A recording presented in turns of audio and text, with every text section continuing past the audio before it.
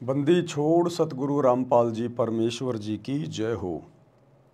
परमपिता परमात्मा सारी सृष्टि के रचनहार कुल मालिक असंख्य ब्रह्मांडों के स्वामी जगत गुरु तीनों लोकों में प्रवेश करके सबका भरण पोषण करने वाले राजाधिराज आत्माधार नाथों के नाथ देवों के देव महादेव सर्वेश्वर महेश्वर मृत्युंजय अजरो अमर आदि अनादि सनातनी प्रभु जगत पिता जगदीश्वर श्री श्री 1008 की उपाधि के वास्तविक अधिकारी अकाल मूरत शब्द स्वरूपी राम वासुदेव सर्वगतम ब्रह्म परम पूज्य प्रथम पूज्य परम संत परम पुरुष परम धनी परम दयालु सत्य कबीर हक्का कबीर अल्लाहु अकबर बाखबर अल्लाह ताला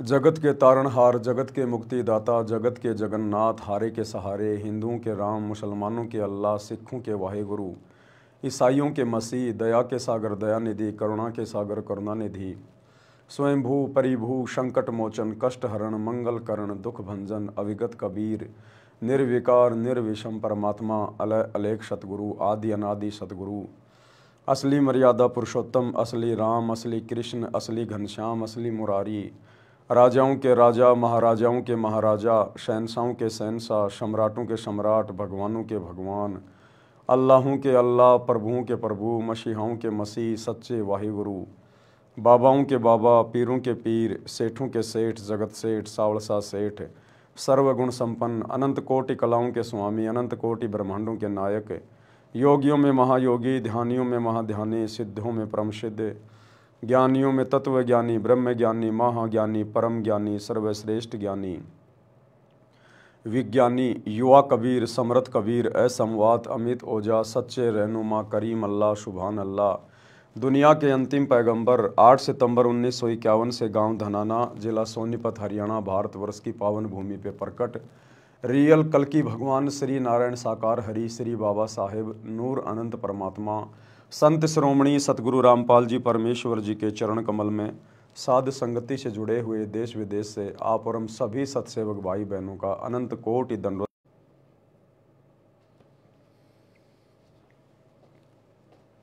हो गया।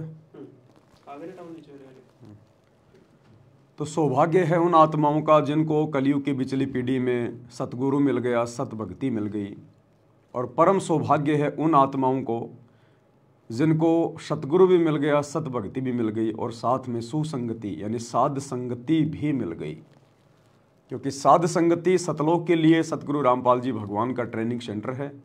साध संगति से जुड़े बिना आप जी सतलोक की प्राप्ति नहीं कर सकते। ये कलयुग की बिचली पीढ़ी में परमात्मा की सुनियोजित प्लानिंग होती है साध संगतियां शुरू करवाना। साध संगति से ही सतगुरु रूप में धरती पे प्रकट कबीर परमेश्वर को पहचाना जा सकता है, दूसरा कोई तरीका नहीं है। जोर जबरदस्ती का काम इस भक्ति मार्ग में है नहीं, इसलिए परमात्मा ने केवल ज्ञान मार्ग चुना, ज्ञान को आधार बनाया कि ज्ञान को आधार बनाकर ही ये आत्माएं अगर सतगुरु को परमात्मा के रूप में हृदय से स्वीकार कर लेंगी तो ये आत्मा सतलोक के योग्य बन सकेगी, अन्यथा नहीं बने सकेगी। तो परमेश्वर ने दया बख्शी, हमें साथ संगति से जोड़ा, अपनी पहचान करवाई, हमें इस योग्य बनाया परमात्मा ने कि आज हम निसंशय होके निसंदेह होके गुरु को भगवान मान के ज्ञान को आधार बना के और अपनी भक्ति पर दृढ़ हैं। तो भाई और बहनों, पूज्य गुरुदेव जी के मुखारविंद से जो विशेष संदेश हिसार जेल से आए थे, अब उन विशेष संदेशों के ऊपर विशेष तौर पर निष्कर्ष निकालने की प्रक्रिया जारी है कि गुरुदेव ने क्या कुछ संकेत, क्या कुछ रहस्य, क्या कुछ विशेष बातें वर्तमान में हमारे लिए हिसार जेल से भेजी हैं सत्संगों के माध्यम से, विशेष संदेशों के माध्यम से। क्योंकि विशेष संदेश है, एक होता संदेश यानी नॉर्मल जानकारी और एक होता विशेष संदेश यानी बहुत महत्वपूर्ण कोई बात। तो ये सांकेतिक हैं, इनको हर किसी भगत के समझने की बस की बात नहीं है, इसलिए परमात्मा ने सात संगतियां रखवाई है। तो विशेष संदेश नंबर 11 का आज हमारा ये पार्ट नंबर 4 है, जिसके ऊपर अब हम आगे निष्कर्ष निकालेंगे गुरुदेव भगवान के आशीर्वाद से कि हमें किस प्रकार से भक्ति पर दृढ़ता मिले, हमारा विश्वास गुरुदेव के चरणों के प्रति दृढ़ हो।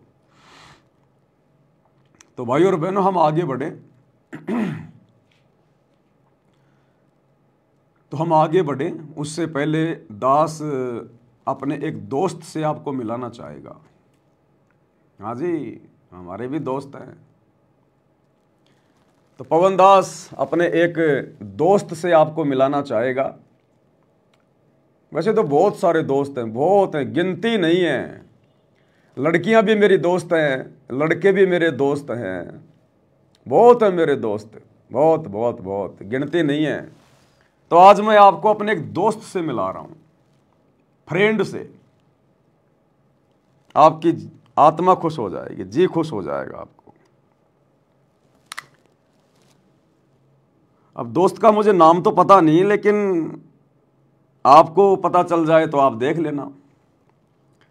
तो ये मेरे बहुत ही अजीज, मेरे बहुत ही अच्छे प्रेमी हैं, मेरे दोस्त हैं। और ये 9 से 11 मार्च 2025 का जो इन सतलोक आश्रमों में गरीबदास जी का बोध दिवस मनाया जा रहा है, ये उसका प्रचार प्रसार करने में लगा हुआ, थोड़ा बिजी है अभी। तो मेरे दोस्त से आप सुन लीजिएगा एक बार क्या कह रहे हैं। गरीब अनंत कोटि ब्रह्मांड का एक रति नहीं बार, सतगुरु पुरुष कबीर है कुल के सिरजनहार। नमस्कार दोस्तों, जगत गुरु तत्वदर्शी नमस्कार दोस्तों। क्या कहा मेरे दोस्त ने? नमस्कार दोस्तों, नमस्कार दोस्तों। एक बार फिर सुन लीजिए, कहीं आपको गलतफहमी हो जाए। नमस्कार दोस्तों, जगत गुरु तत्वदर्शी संत रामपाल जी महाराज की नमस्कार दोस्तों। तो ये है मेरी दोस्त, माय फ्रेंड, मेरी सहेली। ये है मेरी सहेली। दोस्त का मतलब क्या होता है? सहेली, फ्रेंड, जिगरी यार। तो ये है मेरा जिगरी यार। शकल देख लो एक बार अच्छे से। और एक नहीं, इसके जैसी बहुत है मेरी फ्रेंड। ऐसी ऐसी मेरी ना जाने कितनी सहेलियां हैं, मेरे कितने फ्रेंड हैं। क्या कह रही है? नमस्कार दोस्तों। किसको कह रही है? जो जो इसका वीडियो देखेगा वो इसका दोस्त है, इसलिए कह रहा हूं कि ये मेरी दोस्त है। ये आपकी भी दोस्त है। अब हजारों ने ये वीडियो देख लिया, देख रहे हो, आगे भी देखोगे। तो जितने भी व्यक्ति इसका वीडियो देखोगे, आप सब इसके दोस्त बनते चले जाओगे। दोस्त, फ्रेंड, इसके प्रेमी, जिगरी यार।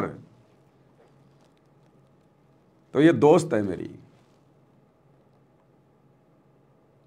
और ऐसी ऐसी ना जाने सतलोक आश्रमों में कितनी सहेलियां मेरे कितने दोस्त हैं जो रोजाना वीडियो बनाती हैं। वो जवान जवान लड़कियां, वो माता बहनें, बूढ़े बूढ़े, कि नमस्कार दोस्तों, नमस्कार दोस्तों। तो सब हमारे दोस्त हैं भाई। किसको कह रही है दोस्ती? सोशल मीडिया पे डाल रही है। जो जो इसको वीडियो देखेगा, जो जो इसको फॉलो करेगा, वो इसके दोस्त हैं। तो ये मेरी दोस्त है। ये मेरी गुरु बहन नहीं है, ये मेरी दोस्त है। क्योंकि मेरी गुरु बहनें इतनी बेशर्म नहीं है। मेरी गुरु बहनें अपनी इज्जत का सत्यानाश नहीं करती हैं। सरेआम मार्केट में अपने गुरुजी की इज्जत को नहीं उछालती हैं, लोगों को दोस्त कह के, फ्रेंड कह के। मेरी गुरु बहनें बहुत समझदार हैं, बहुत इज्जतदार हैं।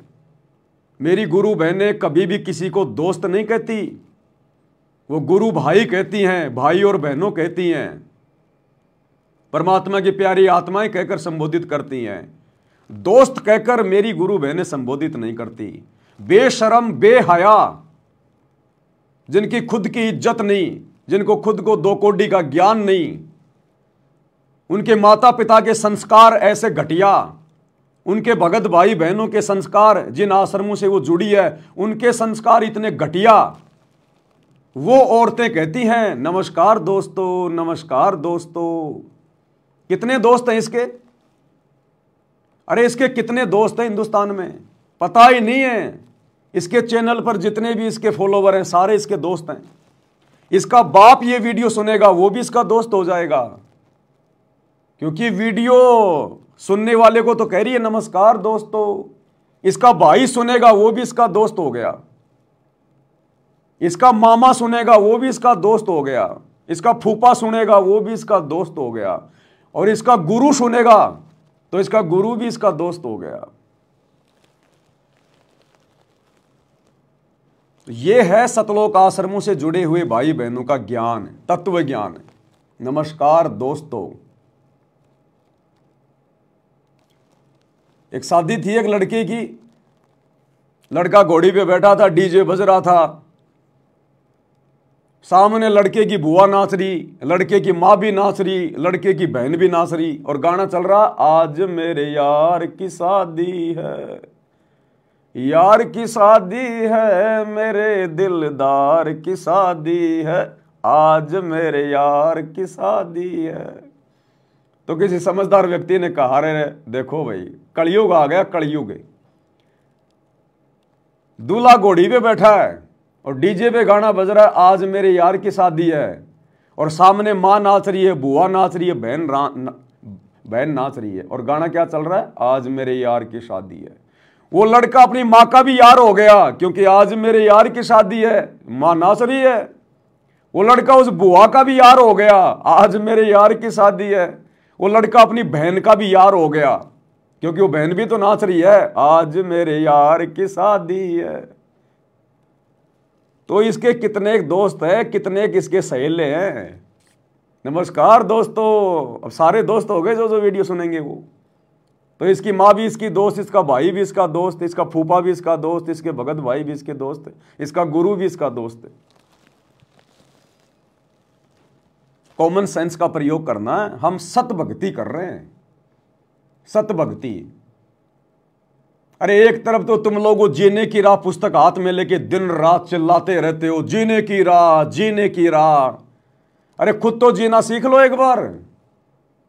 उस जीने की राह के अंदर गुरुजी ने गुंडे मवालियों के कर्म बताए, बढ़वे के कर्म बताए, इस प्रकार के शब्दों का प्रयोग।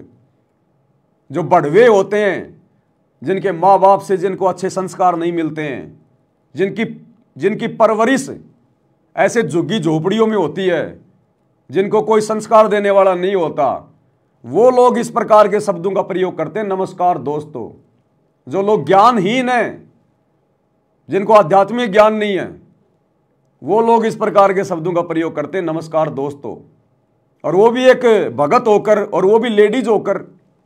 शर्म नहीं आई इसको? इसको क्या शर्म आएगी बेचारी को? इसके जैसे तो लाखों है सतलोक आश्रमों में, जो सारा दिन हेलो दोस्तों, हेलो दोस्तों, हेलो दोस्तों। क्यों?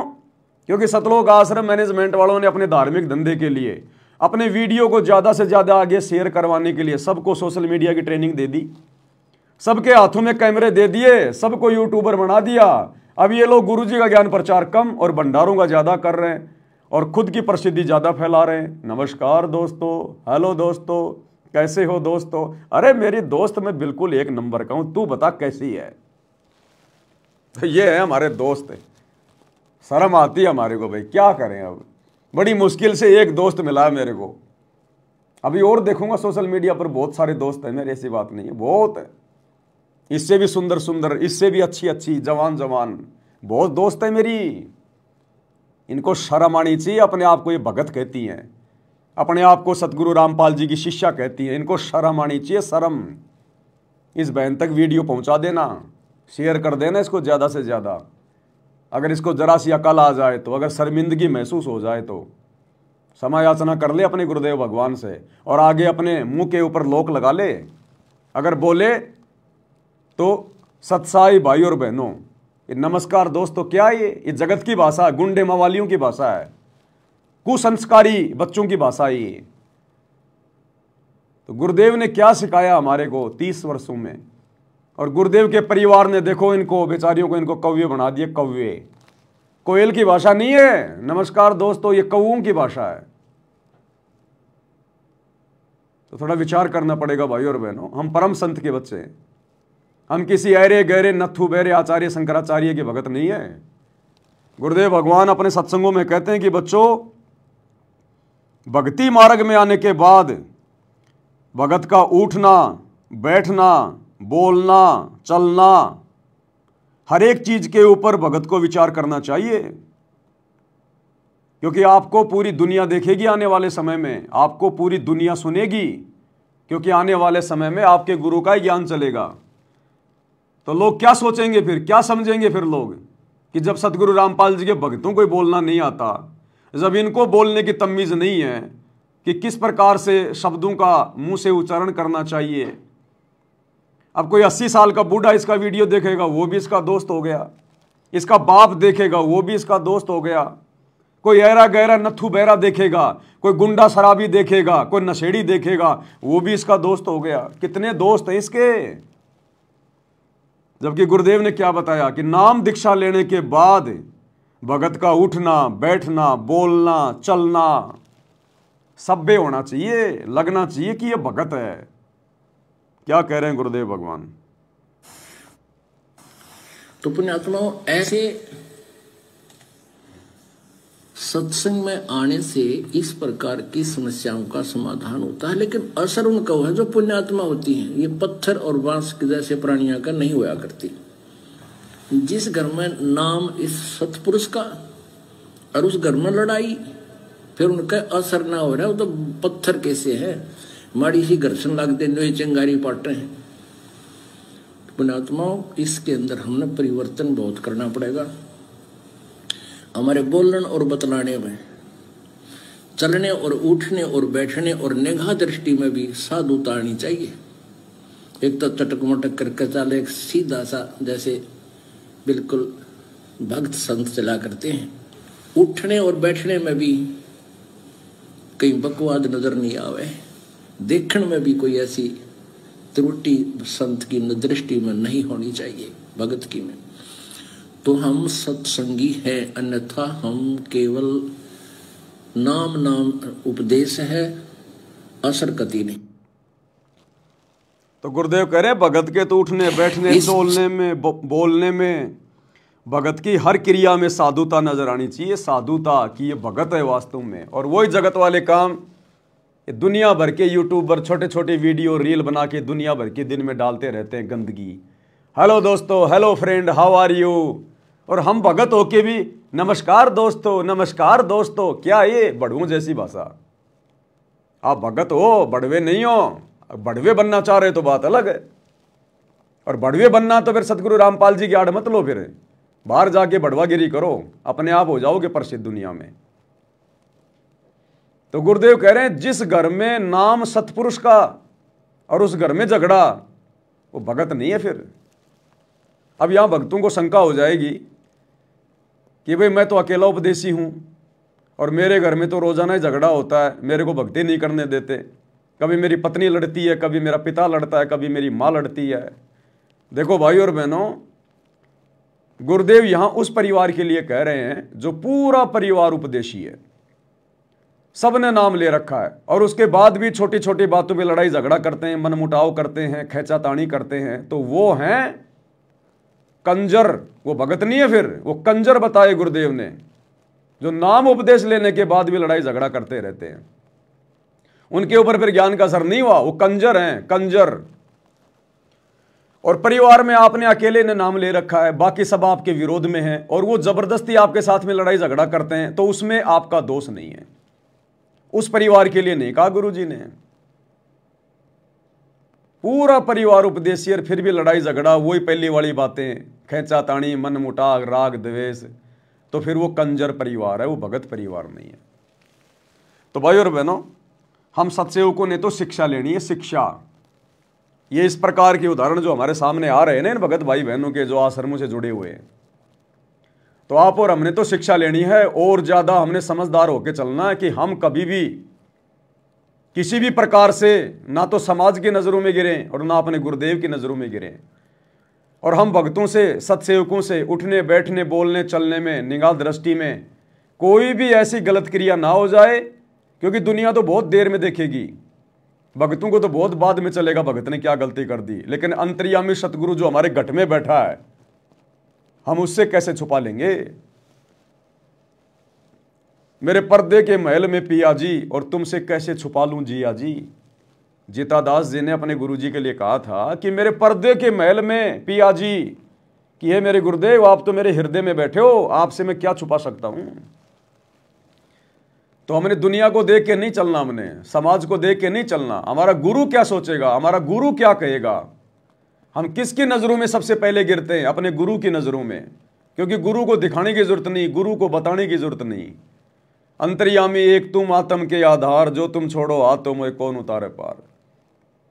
तो हमने तो इस बात से डरकर, भयभीत होकर कि अगर मेरा गुरु नाराज हो गया मेरी किसी भी क्रिया से तो क्या बनेगा मेरा तो जीवन नरक बन गया, सत्यानाश हो गया भक्ति का। और एक बार यदि गुरु नाराज हो गया तो फिर कहते हैं रहीमन धागा प्रेम का मत तोड़ो छिटकाए, टूटे से फिर ना जुड़े, जुड़े तो गांठ पड़ जाए। फिर वो अर्जुन सर्जुन वाली सी बात हो जाएगी कि भैया कितना ही रो लो, कितना ही धो लो, कितने पैर पकड़ लो, अब तुम मेरे इस शरीर से पार नहीं हो सकते। तो 250 वर्ष उनको फिर से इंतजार करना पड़ा और गरीबदास जी के रूप में दोबारा से कबीर परमात्मा आए, तब उनको नाम दिया। और उस जन्म में भी पार नहीं हो पाए क्योंकि वो पार होने का समय नहीं था। अब अर्जुन सर्जुन का जन्म होगा या हो चुका होगा, और इस जन्म में भी यदि वो गुरु को परमात्मा मान के भक्ति करेंगे, मन में जरा सा भी दोष पैदा नहीं करेंगे, तो कहीं जाकर उनकी बात बनेगी। एक उदाहरण पेश किया गुरुदेव ने कि अपने गुरुजी को शिक्षा देना, अपने गुरुजी को सलाह देना, अपने गुरुजी को मानुष मानना कितना महंगा पड़ता है। 250 साल तक उन्होंने उसी शरीर में दुख झेले। आज 60-70 साल के बाद आदमी का जीना मुश्किल हो जाता है, और 250 साल उन्होंने बुढ़ापा काटा, केवल एक गलती, गुरु को शिक्षा देना, गुरु को मानुष माना। तो गुरुजी हमें शिक्षा दे रहे हैं अर्जुन सर्जुन के माध्यम से बिचली पीढ़ी वालों को कि ऐसी गलती मत कर देना तुम इस कलयुग की बिचली पीढ़ी में, अपने गुरु को मानुष मत मान लेना। गुरु मानुष कर जानते वो नर कहिए, अंध हुए दुखी संसार में आ गए हम के फंदे। तो हमने शिक्षा लेनी है भाई।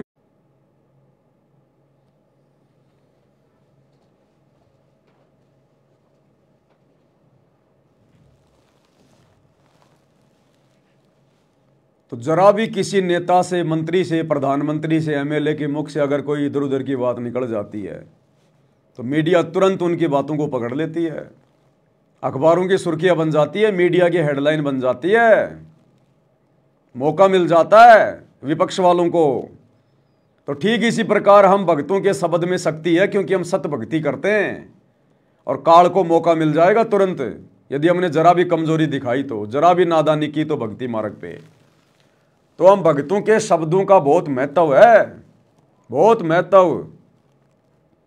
अब एक शब्द तो नमस्कार भाई और बहनों, सत्साई भाई और बहनों, ये कितना प्यारा लगता है, बोलने में कितना अच्छा लगता है, कितना मधुर है, शीतलता देता है, मन में पवित्रता को लेके आता है।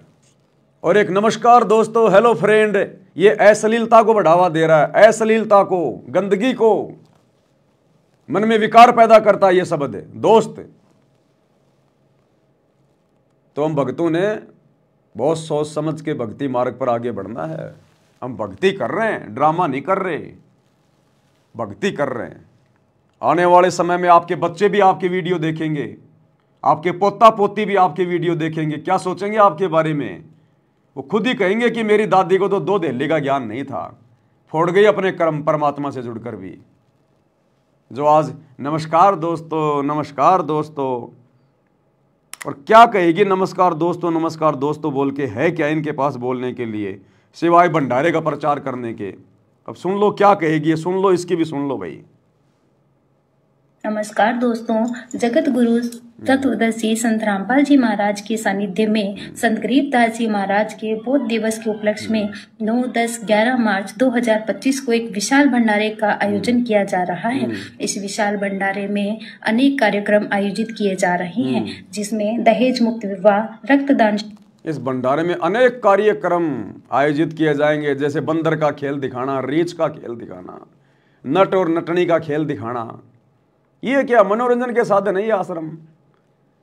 इसमें अनेक कार्यक्रम जो है वो दिखाए जाएंगे। कबीर जी का झोपड़ा दिखाया जाएगा, बलक बुखारे बादशाह की फिल्म दिखाई जाएगी, राम कथा चलाई जाएगी, जुलाओं का कुआं दिखाया जाएगा, मिट्टी के बैल दिखाए जाएंगे आपको, आपको प्रदर्शनियां दिखाई जाएंगी, आपको लहर तारा तालाब दिखाया जाएगा, भगवान के ऊपर पैर करके उसमें लिटा रखा वो घूम रहा है बालक, वो दिखाया जाएगा आपको रंगोलियां दिखाई जाएंगी, आपको आश्रम की साफ सफाई दिखाई जाएगी, आपको भक्तों की व्यवस्था बताई जाएगी।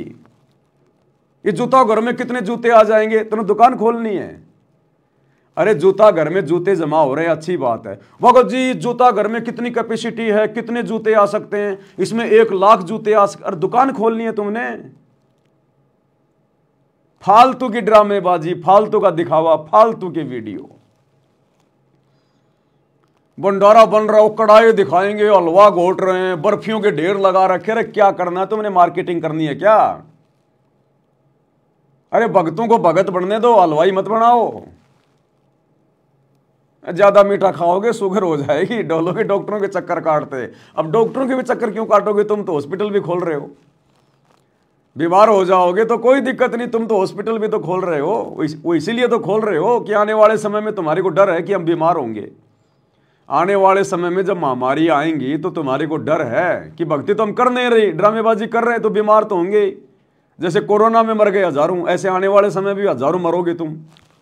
तो तुम्हें डर है कि बाहर जाएंगे तो लोग कहेंगे देखो बाबा रामपाल के भगत भी मर रहे हैं महामारी में, ये भी देखो बीमार हो रहे हैं, जबकि डंका पीटते थे हमारे गुरुजी भगवान है, परमात्मा है।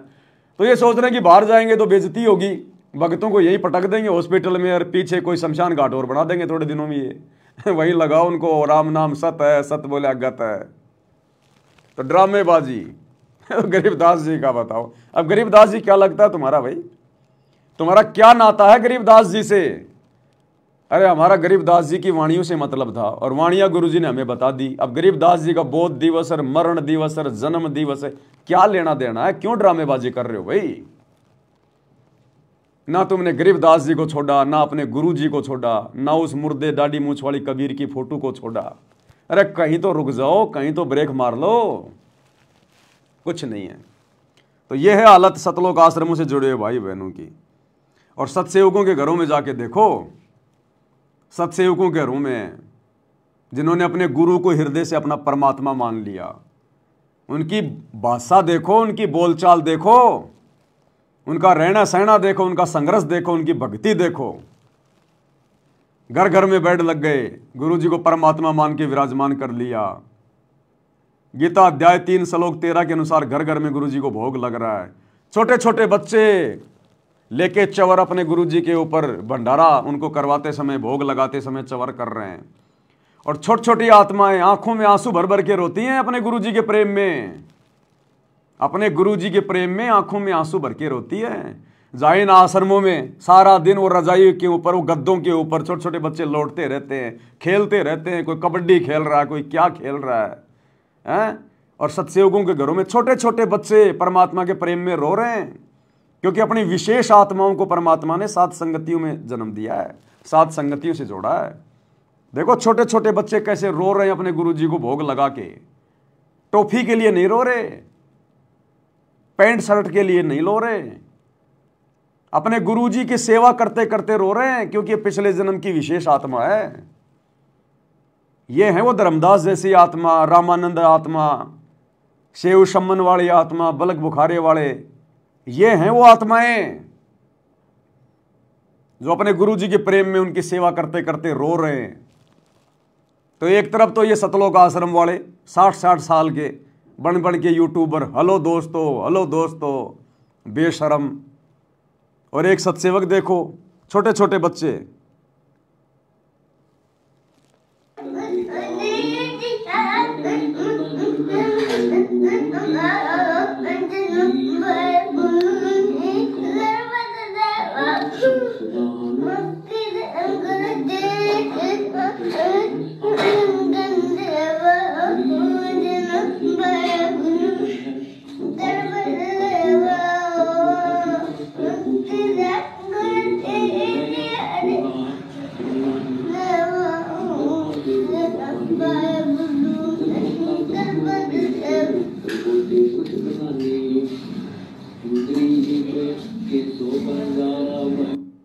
देखो कैसे अपने गुरु जी के प्रेम में रो रहे हैं छोटे छोटे बच्चे अपने गुरु जी को भोग लगाते समय। हम विनती करते जी, गुरु जी थारे आ गए, साहिब थारे आ गए। तो कहाँ है परमेश्वर की विशेष आत्माएं, श्रेष्ठ आत्माएं? इन आश्रमों में नहीं है। अरे आश्रमों में आने वालों के माँ और बाप बिगड़ गए तो उनके बच्चे कहाँ से सुधरेंगे? अरे जिनके माता पिता बिगड़े हुए हैं उनके बच्चे कहाँ से सुधर जाएंगे? बकवादें होती हैं, बकवादें, प्यार प्रेम की बातें, शादियों की बातें, अश्लील बातें, ड्रामेबाजी, मोबाइल ले लेके सेल्फियां खींचते रहेंगे। वहां जगत वालों को घुसेड़ दिया भक्तों के बीच में। है कोई वहां पे कोई शुद्धता? इसलिए परमात्मा ने सात संगतियां शुरू करवाई, अपने मिशन को गति देने के लिए। अपनी प्यारी आत्माओं को परमात्मा ने छांट लिया और जो गंदगी, जो कूड़ा करकट है, वो उन आश्रमों में छोड़ दिया। इसलिए भाई और बहनों, सात संगतियों की आवश्यकता पड़ी, नहीं तो परमात्मा ने कोई जरूरत नहीं थी सात संगतियां शुरू करवाने की। तो आगे बढ़ते हैं। विशेष संदेश नंबर 11 का पार्ट नंबर आज 4 है। गुरुदेव हमें और क्या समझा रहे हैं, किस प्रकार से एक नेक भगत बनने की शिक्षा दे रहे हैं, कौन कौन सी गलतियां करेंगे तो हम नुकसान उठाएंगे, क्या बता रहे हैं गुरुदेव? तो बच्चों, अब इस समय को संभालो और इस परमात्मा की समर्थता से परिचित हो जाओ। इस गंदे लोक ने अच्छी तरह समझ लो। यहां तुम नहीं रह पाओगे और एक अंदर कसक बनाए रखो नारी कि ठीक है, जब तक यहाँ है खूब परिवार में मिलकर रहो और सब ना अपने मालिक की बातों में वो जाकर रखो और गप्पे कम मारो। और गप्पे मारने की बकवाद पे मतलब की है अपना जब टाइम लगा मालिक की चर्चा शुरू करते, कोई कथा देख ले, कोई वैसे भाई बहन की चर्चा करो, देखो उनको इतना दुख था, मालिक की दया से इतना सुख होगा। इससे ये मन का लगाम डली रहेगी। यदि तुम सत्संग सुनने के बाद फिर बाद में वही अपने गृहस्थी बेत की बातें करती हो, फोन पर बैठ कर करते रहते हो, फलाने से मर ले, दकने से कर ले, तो इनसे मालिक राजी नहीं होगा, आपको कष्ट शुरू हो जाएगा। सब जानते हैं अंतर्यामी परमात्मा। ये ना सोचो हिसार जेल में बैठ गए तो ये कैद हो गए। वर्तमान में संगत में जो चल रहा है 90%, जो बकवादें चल रही हैं, उन बकवादों के आधार से अंतर्यामी भगवान हिसार जेल से बैठ के कह रहा है कि फालतू में इधर उधर घूमने से, कहीं हांडने से अच्छा है गुरु जी की अपनी कोई कथा सुन लो, अपने किसी भगत भाई बहन से परमात्मा की कोई चर्चा कर लो, अपने रिश्तेदारों से बात करने से अच्छा है गुरु जी का सत्संग सुन लो, इधर उधर धक्के खाने से अच्छा है। ये बकवाद छोड़ो, नहीं तो फिर वही समस्या वापस आ जाएंगी तुम्हारे सामने, फिर वही दुख शुरू हो जाएंगे। तो अंतर्यामी को सब पता है, ये अंधा नहीं है, पागल नहीं है, ये सब देख रहा है, सारी राम कहानी देख रहा है। यही देखने के लिए तो जेल में जाके बैठा है कि मेरे सामने तो बकवाद ये करते नहीं और मेरे पीछे से देखता हूं कौन कौन बकवाद करेगा, कौन कौन ज्ञान को आधार बना के चलेगा। तो ये देखने के लिए, हमारी परीक्षा लेने के लिए तो जेल में बैठा है। और आज जेल में बैठकर सब कुछ देखकर सत्संग के माध्यम से बाहर संदेशा भेज रहा है कि मैं सब कुछ देख रहा हूं तुम्हें, तुम ये ना सोचना कि मुझे पता नहीं है। तो सारी बातें कह दी गुरु जी ने कि तुम थोड़ी बहुत देर सत्संग सुनते हो, उसके बाद में वो इधर उधर की बातें शुरू कर देते हो, रिश्तेदारों से बातें तुम जो है शुरू कर देते हो। क्या काम आई तुम्हारी वो बातें? अरे 2 किलो हलवा बनाया, थोड़ी देर में एक मुट्ठी उसमें बालू रेत की डाल दी, क्या काम आया? आधा घंटा 1 घंटा सत्संग सुना, तुम्हारे भाव बने, और 2 मिनट बाद में अपनी बुआ से बात करने लग गया, अपनी मामी से बात करने लग गया, फिर वही दुनिया भर की इधर उधर की बातें, फिर तूने अपने मन को गंदा कर लिया। तो ये भैया, ये गंदी राजनीति में जाना, नेताओं के पीछे धक्के खाना, जाटों के आरक्षण में जाना, गुंडों की सीबीआई जांच करवाना, जाटों की धर्मशाला बनवाना, स्टेडियम बनवाना, ये बकवादें हैं, बकवादें। ये दुनिया वालों को आश्रमों में बुलाना, जबरदस्ती निमंत्रण दे दे के भक्तों का ध्यान बटाना। अब वो नेता लोग आएंगे, साथ में 10-12 और आएंगे, हैं, किसी ने क्या पहन रखा है, कोई क्या खा रहा है, कोई क्या कर रहा है, कोई क्या बात कर रहा है। अब पूरी पब्लिक उनकी तरफ देखने लग जाती है जैसे कोई प्रधानमंत्री आ गया हो, क्योंकि संगत को भी तो अब इतना ज्ञान नहीं है ना, संगत भी तो देखा देखी में जुड़ी हुई है। तो उन लोगों को देख के फिर संगत भी फिर वैसे ही विचार आएंगे, वो भी उसी दादागिरी में चल पड़ती है। तो गुरुदेव कह रहे हैं फिर बाद में दुख उठाओगे, परेशानियां उठाओगे, तुम्हारा बाप तुम्हें एक नेक भगत बनाने के लिए जेल में जाके बैठा है ताकि तुम सुधर जाओ। ये परीक्षा चल रही है, इसमें अच्छे से इसमें आंसर दे दो। जब रिजल्ट आएगा ना तब पता चलेगा, रोगे फिर सर पे हाथ रख के। तो स्पष्ट कर दिया गुरुदेव ने कि ये ना सोचना मैं जेल में बैठा हूं, मुझे कुछ पता नहीं है बाहर क्या हो रहा है। ये परीक्षा चल रही है इसलिए कुछ नहीं बोल रहा, चाहे कोई सही लिखो चाहे कोई गलत लिखो। परीक्षा के समय में विद्यार्थी चाहे सही लिखे चाहे गलत लिखे, टीचर कुछ नहीं बोलता, खाली देखता है। तो जेल में जाके गुरुजी बैठ के सब देख रहे हैं, तुमने बाहर जो जो कुकर्म किए हैं, जो जो कुकर्म तुम कर रहे हो, भक्ति को जो हल्के में ले रहे हो, सब देख रहा है वो परमात्मा। लेकिन परीक्षा का समय वो कहेगा कुछ नहीं, संकेत कर दिया इन विशेष संदेशों में, समझने की जरूरत है। गरीब स्वर्णादन देह दिल, तन मन नहीं मुकाम, कौन महल हंसा गए, कहाँ लिया विश्राम। गरीब चार मुक्ति बैकुंठ बट, सपतपुरी सैलान, आगे धाम कबीर का हंस न पावे जान। अब क्या बताते हैं कि ये जैसे चार मुक्ति, बैकुंठ, शपथपुरी, ब्रह्मलोक, काल का 21 ब्रह्मांड का क्षेत्र लोक, अक्षर पुरुष का 7 संग ब्रह्मांड का लोक, इन सब से परे कबीर भगवान का स्थान है। गिरिव चार मुक्ति बैकुंठ बट, सप्तपुरी शैलान, आगे धाम कबीर का हंस ना पावे जान।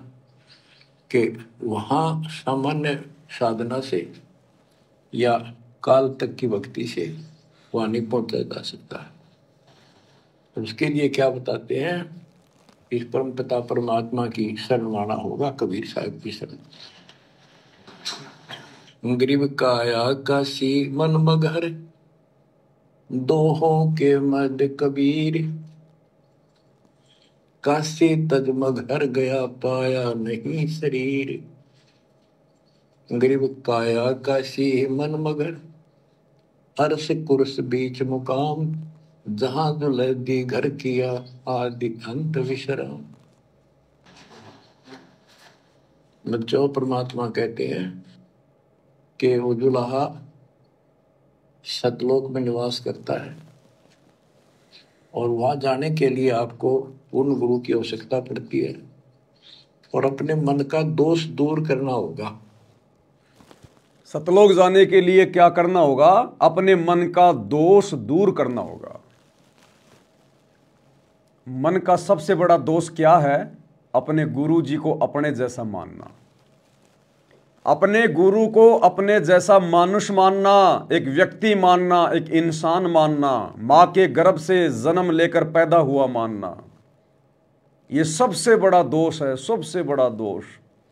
अरे बाकी दोष तो सतगुरु ज्ञान देके समाप्त करवा देते हैं, धीरे धीरे पता चल जाता हमें। लेकिन सबसे बड़ा दोष, सूक्ष्म दोष, अपने गुरु को मानुष मानना, अपने गुरु को कबीर जी ना मानना, परमात्मा ना मानना, सबसे बड़ा दोष है। और गुरु जी कहते हैं तुम्हारी बात बिगड़ेगी फिर एक न एक दिन। अगर तुम भक्ति भी कर रहे हो, गुरु जी के साथ में भी रह रहे हो, और अगर अपने गुरु को अपने जैसा मानुष मानते रहे, भगवान नहीं माना, तो कभी ना कभी तुम्हारे मन में दोष आएगा। कभी ना कभी तुम्हारे मन में दोष आएगा यदि अपने गुरु जी को अपने जैसा मानुष मानते रहे तो। आत्मा बताते हैं, गुरु मानुष कर जानते, ते नर कहिए अंधे, ओवे दुखी संसार में, आगे यम के फंदे। गुरु को मानुष कर जानते तो ते नर कहिए अंधे, और फिर होवे दुखी संसार में, फिर काल के फंदे। पुणात्माओं, हमने गुरु जी को परमात्मा मानना पड़ेगा। परमात्मा मानने से हमारी यह प्रॉब्लम सोल्व होएगी, नहीं तो नहीं हो सकती। अब सुनिए, हम अपने ही जैसा गुरु को माने, एक मानुष रूप मान करके हम यदि उसके साथ रहेंगे तो कभी ना कभी दोष आपके मन में आवेगा। कभी न कभी दोष आपके मन में आवेगा। यदि आपने अपने गुरु को अपने जैसा मानुष माना तो कभी न कभी आपके मन में दोष आवेगा। ये सतगुरु के वचन हैं। साध वचन पलटे नहीं, पलट जाए ब्रह्मांड। क्या कह रहे हैं गुरुदेव? हम अपने ही जैसा गुरु को मानने, एक मानुष रूप मान करके हम यदि उसके साथ रहेंगे तो कभी ना कभी दोष आपके मन में आवेगा। गुरु को अपने जैसा मानने का क्या मतलब है? आप और हम तो माँ के गर्भ से जन्म लेके आए, जेर में लिपट के आए, गंदगी में लिपट के आए, दो कोडी के जीव हैं। यदि अपने जैसा हम गुरु जी को मानेंगे, माँ के गर्भ से जन्म लेकर आया हुआ मानुष, उसी को कहते हैं मानुष। मानुष यानी आम प्राणी। तो कभी न कभी भगत के मन में दोष आएगा, वो काल के हत्थे चढ़ेगा, वो सतलोक प्राप्त नहीं कर पाएगा। और जिन जिन आत्माओं ने अभी तक अपने गुरु के अलावा अपने घर में उस दाढ़ी मूंछ वाले नकली मुर्दा कबीर की फोटो रखी हुई है, घर की दीवारों पे, अपनी गाड़ियों में, अपने फ्रिज के ऊपर, कूलर के ऊपर, या घर के दरबार में, या लोकेट में, तो समझ लो अभी तक आप अपने गुरु को मानुष मान रहे हो। अगर आपने अपने गुरु को ही कबीर मान लिया होता तो वो नकली फोटो क्या कर रही है आपके घर में? दो दो भगवान तो है ही नहीं। अरे भगवान तो एक ही है, या तो दाढ़ी मूंछ वाला या आपका गुरु। और यदि आपने अपने गुरु को कबीर जी मान लिया तो फिर वो दाढ़ी मूंछ वाली फोटो क्या कर रही है तुम्हारे घर में? तो जिन जिन के घरों में वो दाढ़ी मूंछ वाली फोटो विद्यमान है कहीं भी, जिनके लोकेट में, इसका मतलब अभी आपने गुरु को मानुष ही मान रखा है। यदि आप उस दाढ़ी मूंछ वाली नकली कबीर की फोटो का, मुर्दा फोटो का, जून के महीने में कबीर प्रकट दिवस मना रहे हैं, इसका मतलब अभी आप अपने गुरु जी को मानुष ही मान रहे हैं। क्योंकि प्रकट तो एक ही हो सकता है, या तो सतगुरु रामपाल जी या वो दाढ़ी मूंछ वाली फोटो। तो कभी न कभी आपके मन में दोष आएगा अगर आप दोगली भक्ति करोगे तो। ये दोगली भक्ति है, दो नावों की सवारी है। आत्मा एक है, परमात्मा दो नहीं हो सकते। या तो सतगुरु रामपाल जी है परमात्मा, या फिर वो दाढ़ी मूंछ वाली कबीर की मुर्दा फोटो है परमात्मा।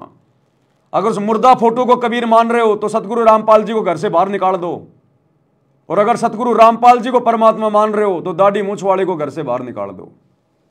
नहीं तो आप दोगले हो, दोगले। आप दोगली भक्ति कर रहे हो, फर्जी भक्ति कर रहे हो। आप अपने आप को भी धोखा दे रहे हो और अपने भगवान को भी धोखा दे रहे हो, और अपनी आने वाली पीढ़ियों को भी नरक का रास्ता दिखा रहे हो आप।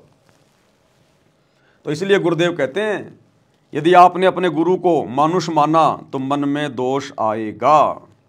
तो गुरु की आवश्यकता पड़ती है, और अपने मन का दोष दूर करना होगा।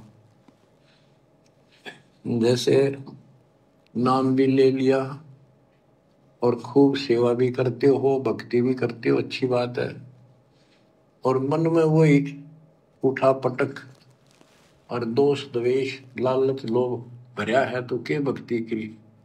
भक्ति भी कर रहे हो, नाम भी ले लिया, और मन में वो लालब लोभ द्वेष स्वार्थ बकवाद, तो क्या भक्ति कर रहे हो फिर?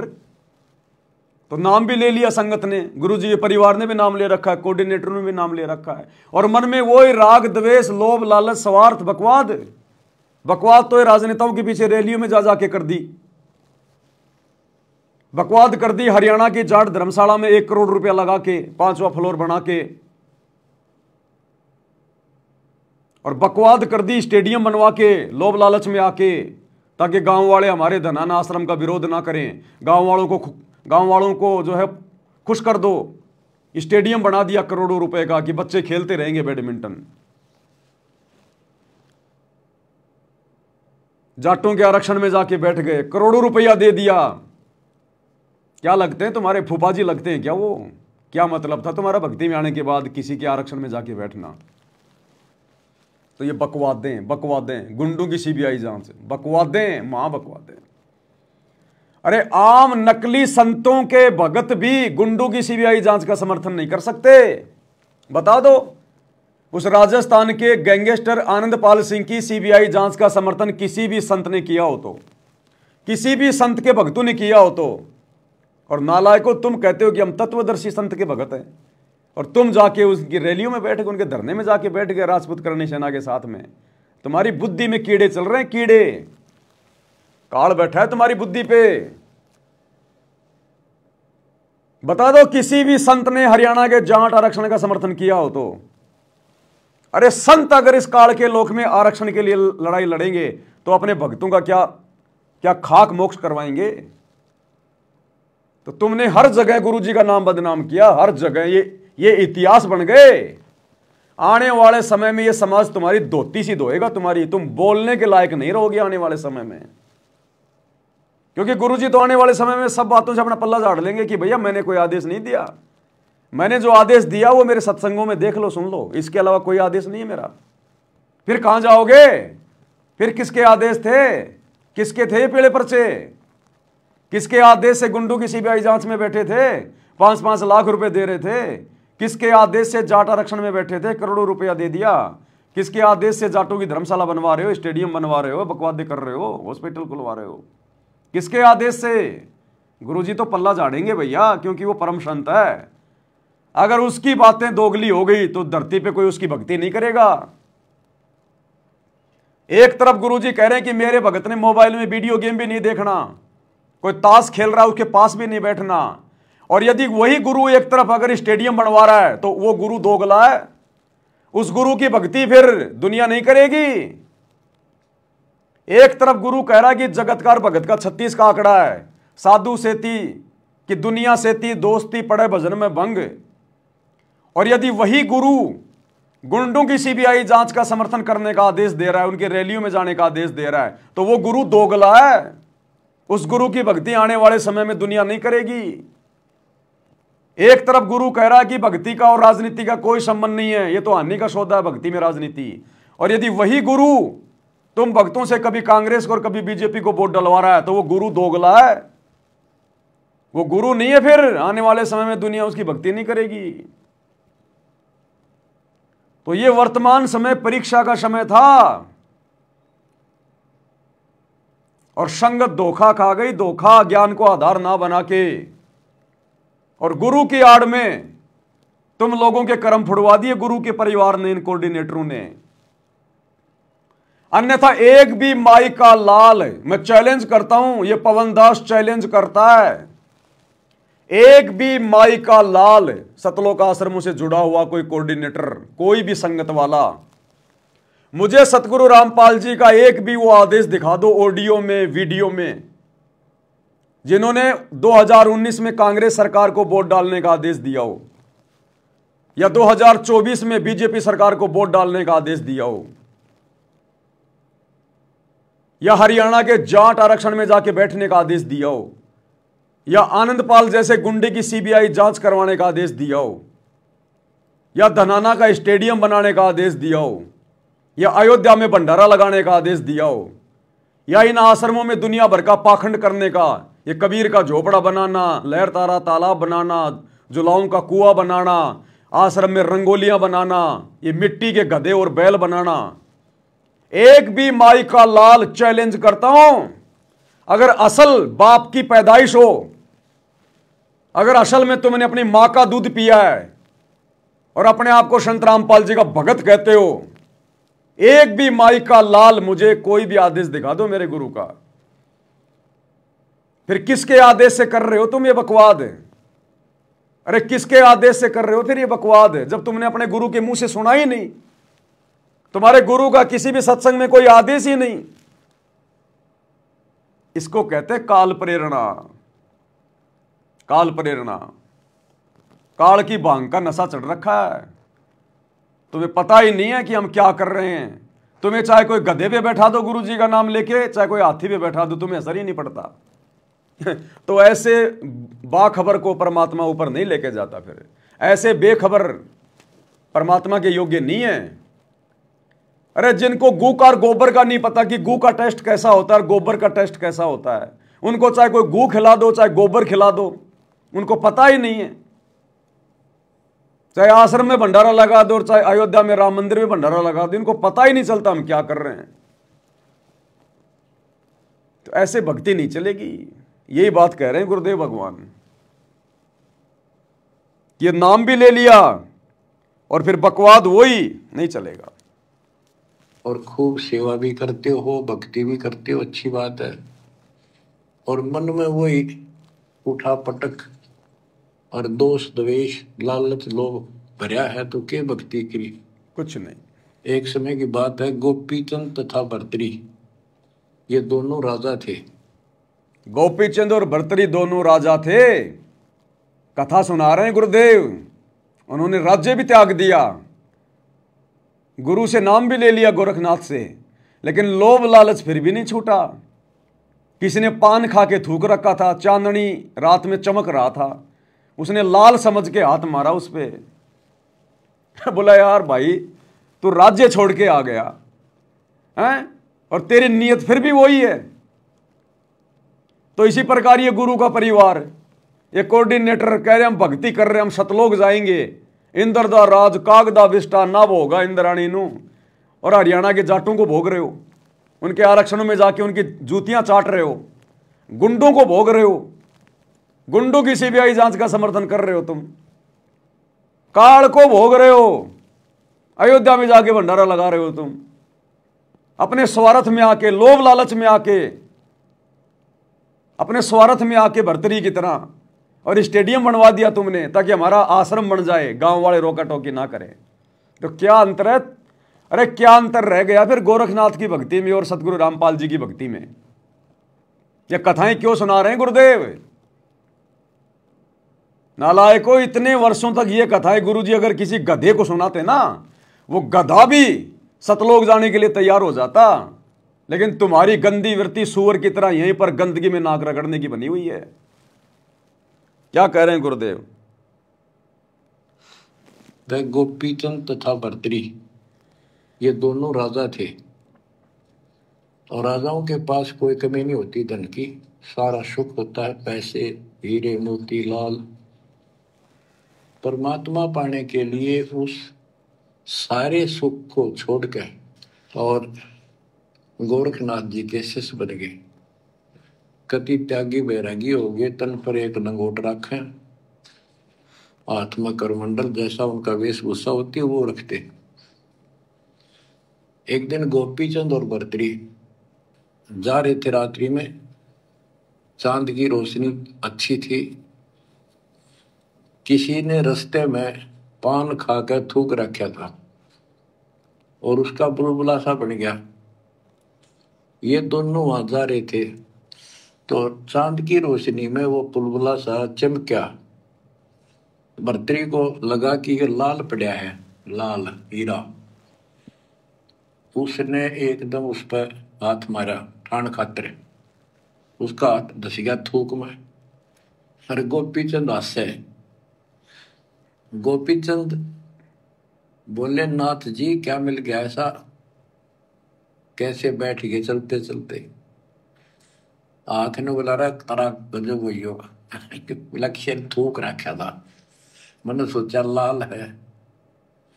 गोपीचंद बहुत हंसा, बोले जी लाल छूटे नहीं अभी तक।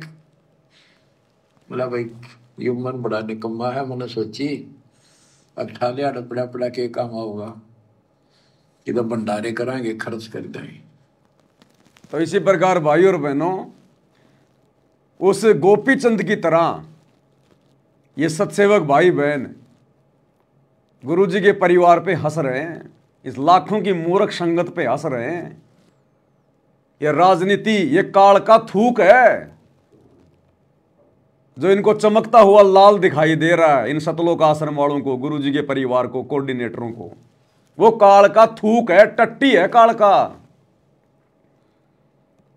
और हम सत्सेवक हंस रहे हैं इनकी मूर्खता को देख के, गुरुजी के परिवार की मूर्खता को देख के, भक्तों की मूर्खता को देख के। हमें गोपीचंद की तरह हंसी आ रही है कि गधो, नालायको, क्या भक्ति करी तुमने? क्यों भक्ति का ड्रामा कर रहे हो? क्यों भगत बनने का ढोंग कर रहे हो तुम? तुम्हारा ये लोभ लालच अभी नहीं छूटा, ये बकवास तुम्हारी अभी भी नहीं छूटी। वो काल का थूक राजनीति जिसमें तुम खुद भी नाक रगड़ रहे हो, जीभ से चाट रहे हो, भक्तों को भी जीभ से चटवा रहे हो। वो जाट आरक्षण, काल का थूक, तुम उसको लाल समझ के वहां बैठ रहे हो, उसके ऊपर करोड़ों रुपया लगा रहे हो चंदे में। ये जाटों की धर्मशाला बनवाना काल का थूक, स्टेडियम बनवाना काल का थूक। हमें भी हंसी आ रही है तुम्हारी इस नादानी पर, बेवकूफी पर। इन गधों ने क्या सीखा 24 घंटे गुरुजी के साथ रहकर पिछले 20-30 वर्षों में। अरे सत्सेवकों ने तो अभी अपने गुरुजी की साक्षात सूरत भी नहीं देखी, शकल भी नहीं देखी, केवल फोटो में देखी है। क्योंकि ज्यादातर भाई बहन संकल्प लेके भक्ति कर रहे हैं, संकल्प लेके। तुम नालायकों सार शब्द लेकर भी थूक चाट रहे हो काल का। और जिन्होंने संकल्प ले रखा है वो तुम्हें समझा रहे हैं कि थूक मत चाटो।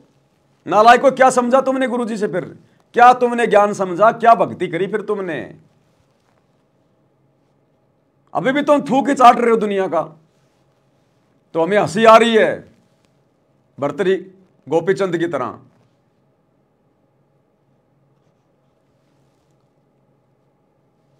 भाई ये मन बड़ा निकम्मा है। मैंने सोची अट्ठा लिया पड़ा पड़ा के काम होगा कि तो भंडारे कराएंगे, खर्च कर देंगे। तो बोले ठीक है। तो गरीबदास जी कहते हैं, एक उदाहरण और देते हैं गरीबदास जी। गरीब बेरा साटे बेचिया बैरागर सुल्तान, मालिन को जाना नहीं बेबुद्धि खेचा तान। गरीब शेर बेर पलड़े चढ़े, एक पड़ा भो माही, मालिन और सुल्तान को हिलकारे ले जाही। इब्राहिम सुल्तान का उदाहरण दे रहे हैं गुरुदेव कि मन कितना पापी है, भगत को कैसे कहां ये डूबो देता है और कितना सावधान रहने की जरूरत है। इतना विशाल राज्य छोड़कर आ गया, 18 लाख घोड़े, 16,000 रानियां, ठाठ बाट भक्ति के लिए छोड़ के आ गया, काला मुंह करके आ गया। और एक बेर के लिए उस मालन के साथ में झगड़ा कर रहा है कि यो मेरा यो मेरा। एक बेर नीचे गिर गया बेर तोलते समय, वो मालन बोली मेरा और इब्राहिम करा नहीं मेरा मेरा मेरा। और इतना बड़ा राज्य छोड़ के आ गया, एक बेर के ऊपर, एक आने के बेर के ऊपर मेरा मेरी कर रहा है। उस मालन के रूप में परमात्मा बैठा था, एक मारा थप्पड़ खींच के उसके सुल्तान के कि निकम्मे तूने क्या राह छोड़ा, भग जा, क्या भक्ति करेगा तू, एक बेर के ऊपर मेरा मेरी कर रहा है। तो यह परीक्षा चल रही थी संगत की 2014 के बाद। इतना ज्ञान देने के बाद भी नेताओं की रैलियों में जाके बैठ गए तुम। क्या छोड़ा फिर तुमने? क्या गंदगी छोड़ी तुमने? क्या तुमने जगत से मेल मिलाप छोड़ा? गुरुजी ने एक सत्संग में बताया, जब तुम्हें यहीं पर कोई सरपंच बनने का कोई लोभ दे रहा है, कोई प्रलोभ दे रहा है और तुम जा बैठते हो, यहीं पे तुम राजनेताओं की रैलियों में जाकर तुम जो है मतलब वहां पर जाकर तुम जो है मतलब वोटिंग कर रहे हो, तो त्रिकुटी पर तुम कैसे पास हो जाओगे? जब यहां 2 कोटी के राजनेताओं की रैलियों में जाना तुमने बंद नहीं किया, तो त्रिकुटी पर अगर ब्रह्मा विष्णु महेश की रैलियां निकल रही होंगी तो तुम तो तुरंत जाकर उनमें शामिल हो जाओगे। तुम रह ही नहीं सकते, क्योंकि ब्रह्मा विष्णु महेश की समर्थता के आगे तो यहां के राजनेता कुछ भी नहीं है। और जब तुम उन राजनेताओं के पीछे इतने पागल हो, तो त्रिकुटी पे जब ब्रह्मा विष्णु महेश की रैलियां निकलेंगी तो वहां तो तुम 2 मिनट में जा बैठोगे उनकी रैली में। यहां तुम एक छोटा सा सरपंच का पद प्राप्त करने के लिए दिन रात एक कर रहे हो भगत होकर, और त्रिकुटी पे जाने के बाद काल तुम्हें ब्रह्मा विष्णु महेश की पदवी देगा तो तुम क्यों नहीं लोगे?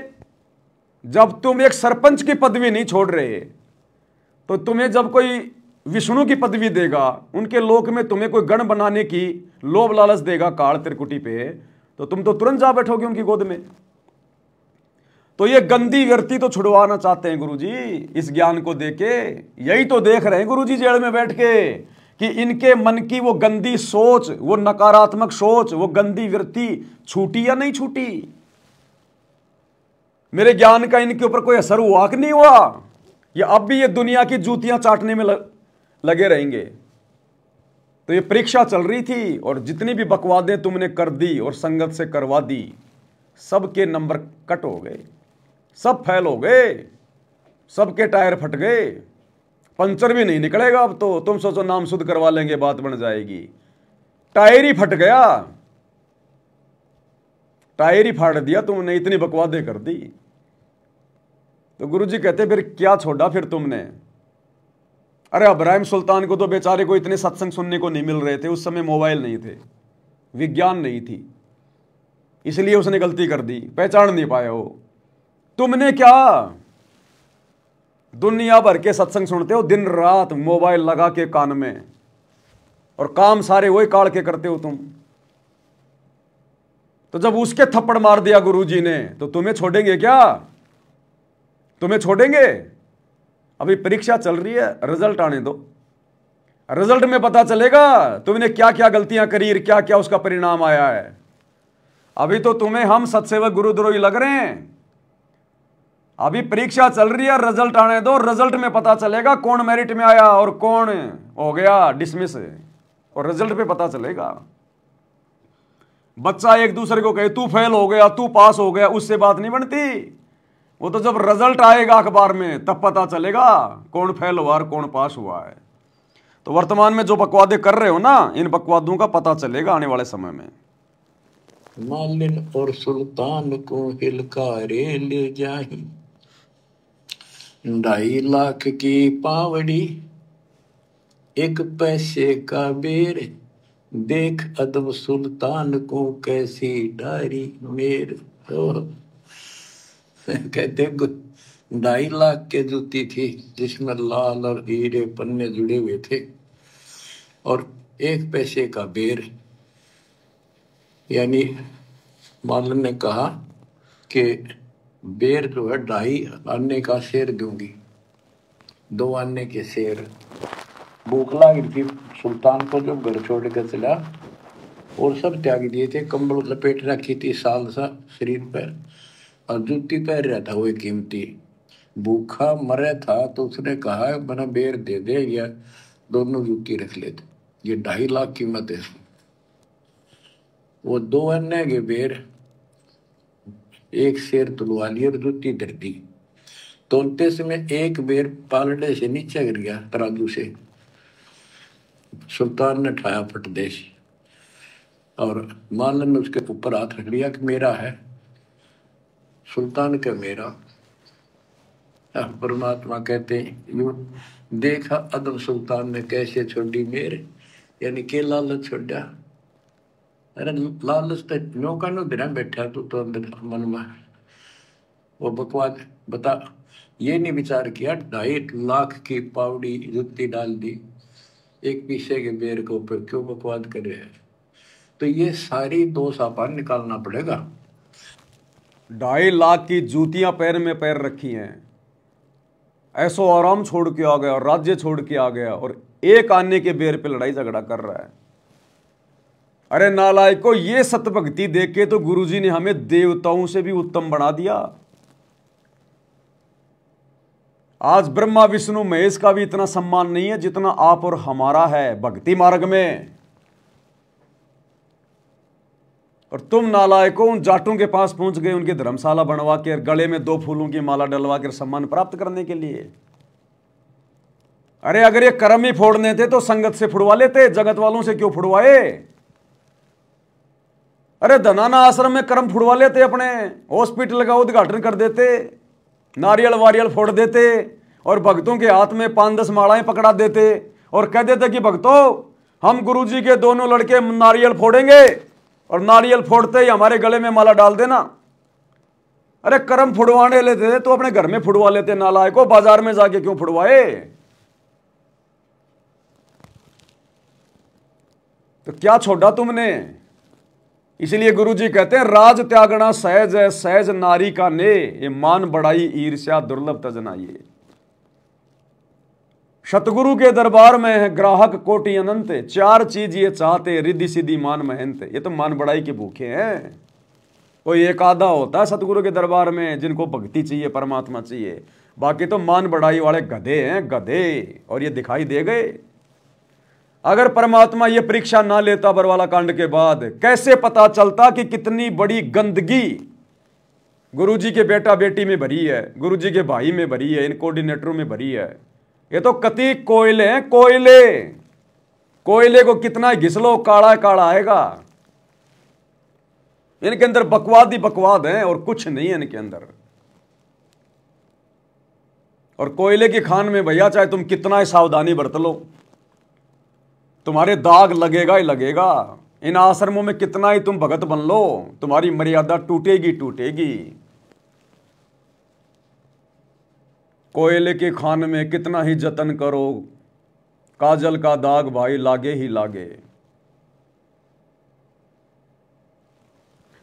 ये हाल हो रहा भाई संगत का। बिल्कुल मच्छंद्रनाथ बन गए सारे मच्छंद्रनाथ की। मरते मरते एक बार मजा तो ले लें। सिंगलदीप पहुंच गया, राजा के शरीर में घुस गया कि एक बार गृहस्थ जीवन के मजे तो ले लें। वो तो मैंने कभी लिए नहीं, मुझे पता ही नहीं गृहस्थ जीवन का आनंद क्या होता है। एक पल में सारी भक्ति का सत्यानाश करके आ गया। ले ले अब औरतों के मजे, ले ले राजा बन के रानी के मजे। सारी भक्ति डिस्चार्ज हो गई, निकल भी नहीं पा रहा था उस राजा के शरीर से मच्छंद्रनाथ। तो ले लो मजे जाटों की धर्मशाला बनवा के, ले लो मजे नरेंद्र मोदी की रैलियों में उसका थूक चाट के, ले लो मजे स्टेडियम बनवा के, ले लो मजे आरक्षण में बैठ के, ले लो मजे गैंगस्टरों की सीबीआई जांच का समर्थन करके, ले लो मजे अयोध्या में भंडारा लगवा के। तुम्हारी बैटरी डिस्चार्ज हो गई है। गधे बना के छोड़ेगा ये काल, गधे बना के। और कुमार भी कोई ऐसा देगा तुम्हें, हाँ, कि वो उधर से तो कुमार के मारेगे लठ उसकी कुमारी। अब कहते ना कि भाई कुमार का कुमारी पे तो जोर चलता नहीं, वो फिर वो गधे के मारता है। तो तुम्हें ऐसे कुमार के नीचे डालेगा गुरुजी, गधा बना के, जिस कुमार की कुमारी कुमार को रोज मारती हो। और वो कुमार फिर बाहर जाके गधे के मारेगा, फिर वो जोर वहां निकालेगा वो। तो तुम्हारे को तो गधा भी इसी क्वालिटी का बनाएगा ये परमात्मा। इतनी ऊंचा उठाना पड़ेगा अपनी बुद्धि को। संसारिक लोगों की तो वृत्ति ऐसी होती है, पर सब कुछ त्याग के तो परमात्मा कहते हैं उसका एक लगा थप्पड़ थप्पड़ असली रूप में आ गए। बोला भले आदमी के राज त्याग गया तने। फिर गुरुजी असली रूप में आ गए। पहले तो मालन बने हुए थे, बेर बेच रहे थे औरत बन के, फिर असली रूप में आ गए और एक थप्पड़ मारा उसके इब्राहिम के कि गधे तूने क्या छोड़ा। तो ये विचार करने की बात है, शिक्षा दे रहे हैं गुरुजी। किसी भी रूप में ये गुरु हमारी परीक्षा ले सकता है, किसी भी रूप में। सामने से कोई जवान कोई लड़की आ रही है, कोई बहन आ रही है, आकर्षक है। अब तुम्हें क्या पता कि वो तुम्हारा गुरु है, और तुम तो उसकी तरफ देखते रहोगे, अपनी भक्ति फोड़ लोगे अपने कर्म, और वो तुम्हारा गुरु है वो सामने से जो आ रहा हो। तुम्हें क्या पता, अब्राहिम को क्या पता ये मालन कौन है। ऐसे ही परीक्षा लेगा गुरु। तो जब भी कोई ऐसा विशेष कोई काल का दबाव महसूस हो, ऐसा कोई विशेष कोई आकर्षण किसी मां में, किसी बहन में, किसी राह चलती हुई किसी औरत में, दूसरे के धन में, या वैसे भी हम लोग अपने जो अमल की बस में जा रहे हैं, खुले पैसे नहीं है, कंडक्टर थोड़ा सा जोर से बोलेगा, मैं कहां से लाऊं मैं इतने खुले पैसे, हर कोई मेरे को 500 का नोट दे रहा है, कहां से लाऊं मैं खुले। क्या पता तेरा गुरु है वो कंडक्टर, तेरी परीक्षा ले रहा है, तेरे को वो गुस्सा दिलाना चाह रहा है, तेरी परीक्षा लेना चाह रहा है, और तेरे को कहा क्या रे 500 दे रहे हो सारे के सारे, शर्म नहीं आती। अब तुम कहोगे ज्यादा ना बोले, 500 लेना तो ले ले। अब गए काम से, गए काम से। जगत तो कुछ भी बोल सकता है भैया, कुछ भी बोलेगा जगत तो। ये किसी भी रूप में आके गुरु हमारी परीक्षा ले लेगा, किसी भी रूप में, कैसे भी। जैसे अब्राहिम की परीक्षा ले ली मालन बनके, और फिर मारा एक थप्पड़। आज भाई अपने वास्तविक रूप में आके थप्पड़ नहीं मारेगा, आज तो रिजल्ट देगा। फिर लास्ट में रिजल्ट आज शो नहीं करेगा, परीक्षा भी ले लेगा और शो भी नहीं करेगा, फिर रिजल्ट मिलेगा। अब देख लो ना गुरुजी का पूरा परिवार फैल, इनके कुक्रम बता रहे हैं ना, भाई जो गुरुजी के विधान से सत्संगों के विरुद्ध चलेगा वो फैल। पहाड़ जैसी बड़ी बड़ी गलतियां कर रही है, फैल। गुरुजी कुछ कह रहा है इनको? कुछ नहीं कह रहा, उल्टा इनको आशीर्वाद दे रहा। शाबाश बच्चों, मेरी आत्मा गदगद कर दी मेरी आत्मा गदगद कर दी। क्यों? क्योंकि मैं छटनी कर रहा था, तुम छट गए, गंदगी अपने आप छट गई, मेरी आत्मा गदगद कर दी तुमने। मुझे ज्यादा जोर ही नहीं लगाना पड़ा, मेहनत नहीं करनी पड़ी, बिना फिल्टर के कचरा साफ हो गया। तुमने खुद ही कर दी सारी कुबद, मुझे कुछ करना ही नहीं पड़ा। मेरी आत्मा गदगद कर दी बच्चों तुमने, मेरे हीरे मोतीलाल छांट दिए तुमने, जो साथ संगति में दौड़ के चले गए। तो गुरुजी इसलिए कह रहे हैं कि बच्चों मेरे को मेहनत नहीं करनी पड़ी, तुम्हारे साथ माथा पच्ची नहीं करनी पड़ी, मैं चुपचाप हिसार जेल में आके बैठ गया और तुम अपने आप ही कुकर्म कर करके अपने आप ही ये गंदगी दूर हो गई। तुमने मेरी आत्मा गदगद कर दी कि मेरे को नहीं बोलना पड़ा। अब ये समझ रहे हम आश्रमों में जो मिट्टी ढो रहे हैं, ये ईंटें ढो रहे हैं, हॉस्पिटल बना रहे हैं, आश्रम बना रहे हैं, इसलिए गुरुजी कह रहे हैं मेरी आत्मा गदगद कर दी। संत कहां बोलता है, क्या बोलता है, वो संत ही जानता है। तो क्या कह रहे हैं गुरुदेव?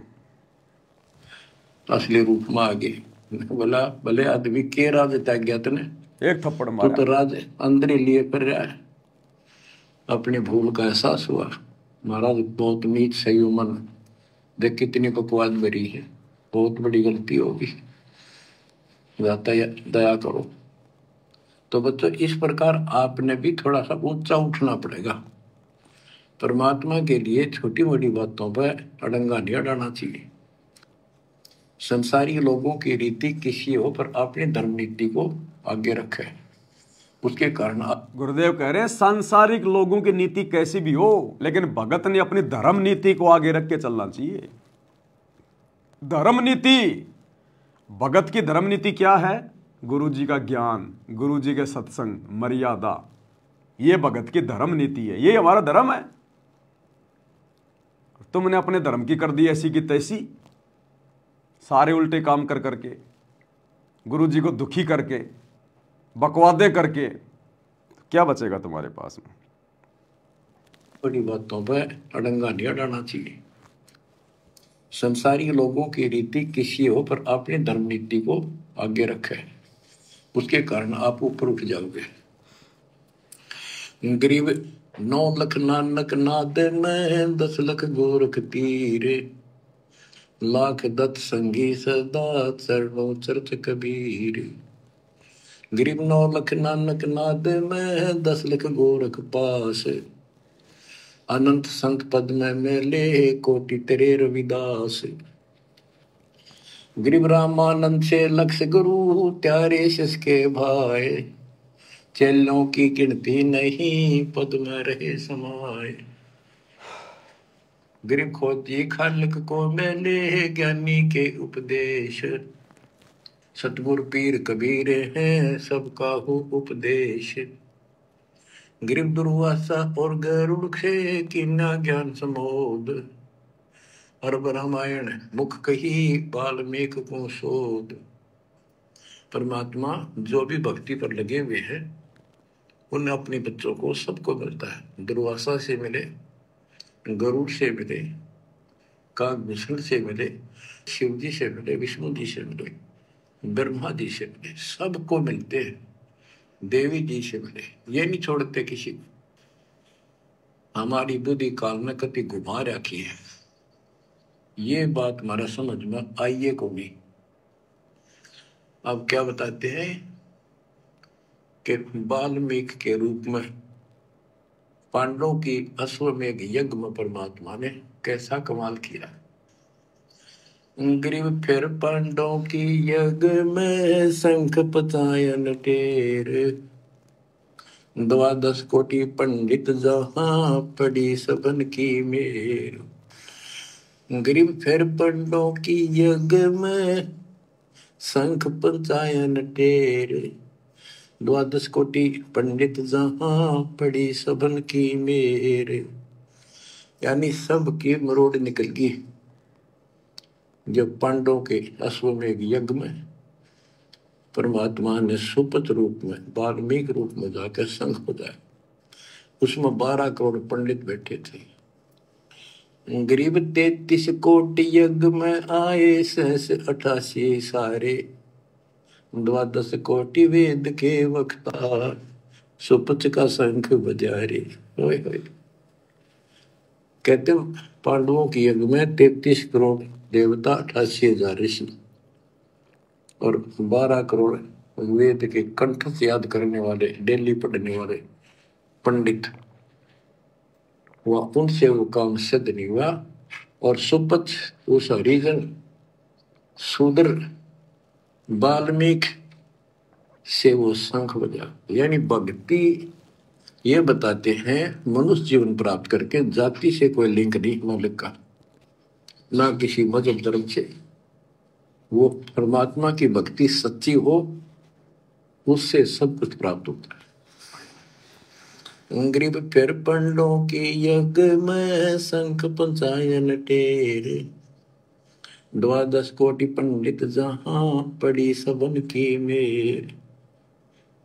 गरीब करी कृष्ण भगवान को शरणामृत से प्रीत, शंख पंचायन जब बजा लिया द्रौपदी सीत। कहते हैं उस वाल्मीकि के चरण धोकर श्री कृष्ण जी ने पिया और द्रौपदी ने पिया, जब जाकर शंख बजा। गरीब 12 कोटि पंडित जहां और ब्रह्मा विष्णु महेश, शरण दिए जगदीश को जिसको रटता शेष। गरीबदास जी कह रहे हैं कि 12 करोड़ पंडित थे वहां पर, ब्रह्मा विष्णु महेश, और कृष्ण जी ने उस बाल में के चरण छुए, शरणामृत पिया, जिसको शेष नाग भी जिसकी पूजा करता है। इनका सबका चौंध लाग रही है। शेष नाग भी श्री कृष्ण को भगवान मान रहा है, विष्णु जी को, और अब आपको पता भगवान है कौन। तो जैसे भी जिसको तुम संपूर्ण शक्तिमान बैठे हो, उससे भी काम ना बढ़े, हर एक बाल में एक छोटी जाति वाले से, और वो शंख बज गया, अनमोल काम हुआ। अब बच्चों ये विचार करो कि जिनको हम भगवान मानते थे ये सारा फेल हो गए परमात्मा कबीर जी के सामने। गुरुदेव कह रहे हैं 12 करोड़ ब्राह्मण वेदों के ज्ञाता, 9 नाथ 84 सिद्ध, 88,000 ऋषि, सूक्ष्म रूप में ब्रह्मा विष्णु महेश, आम प्राणियों की गिनती नहीं, 56 करोड़ यादव, खुद श्री कृष्ण पांडवों की यज्ञ में बैठे थे, किसी से भी शंख नहीं बजा। और फिर भी लोगों की बुद्धि नहीं खुली कि ये वाल्मीकि कौन है, ये बुंडा सा दिखाई देने वाला, ये मैला कुचैला, ये वाल्मीकि सुदर्शन कौन है ये।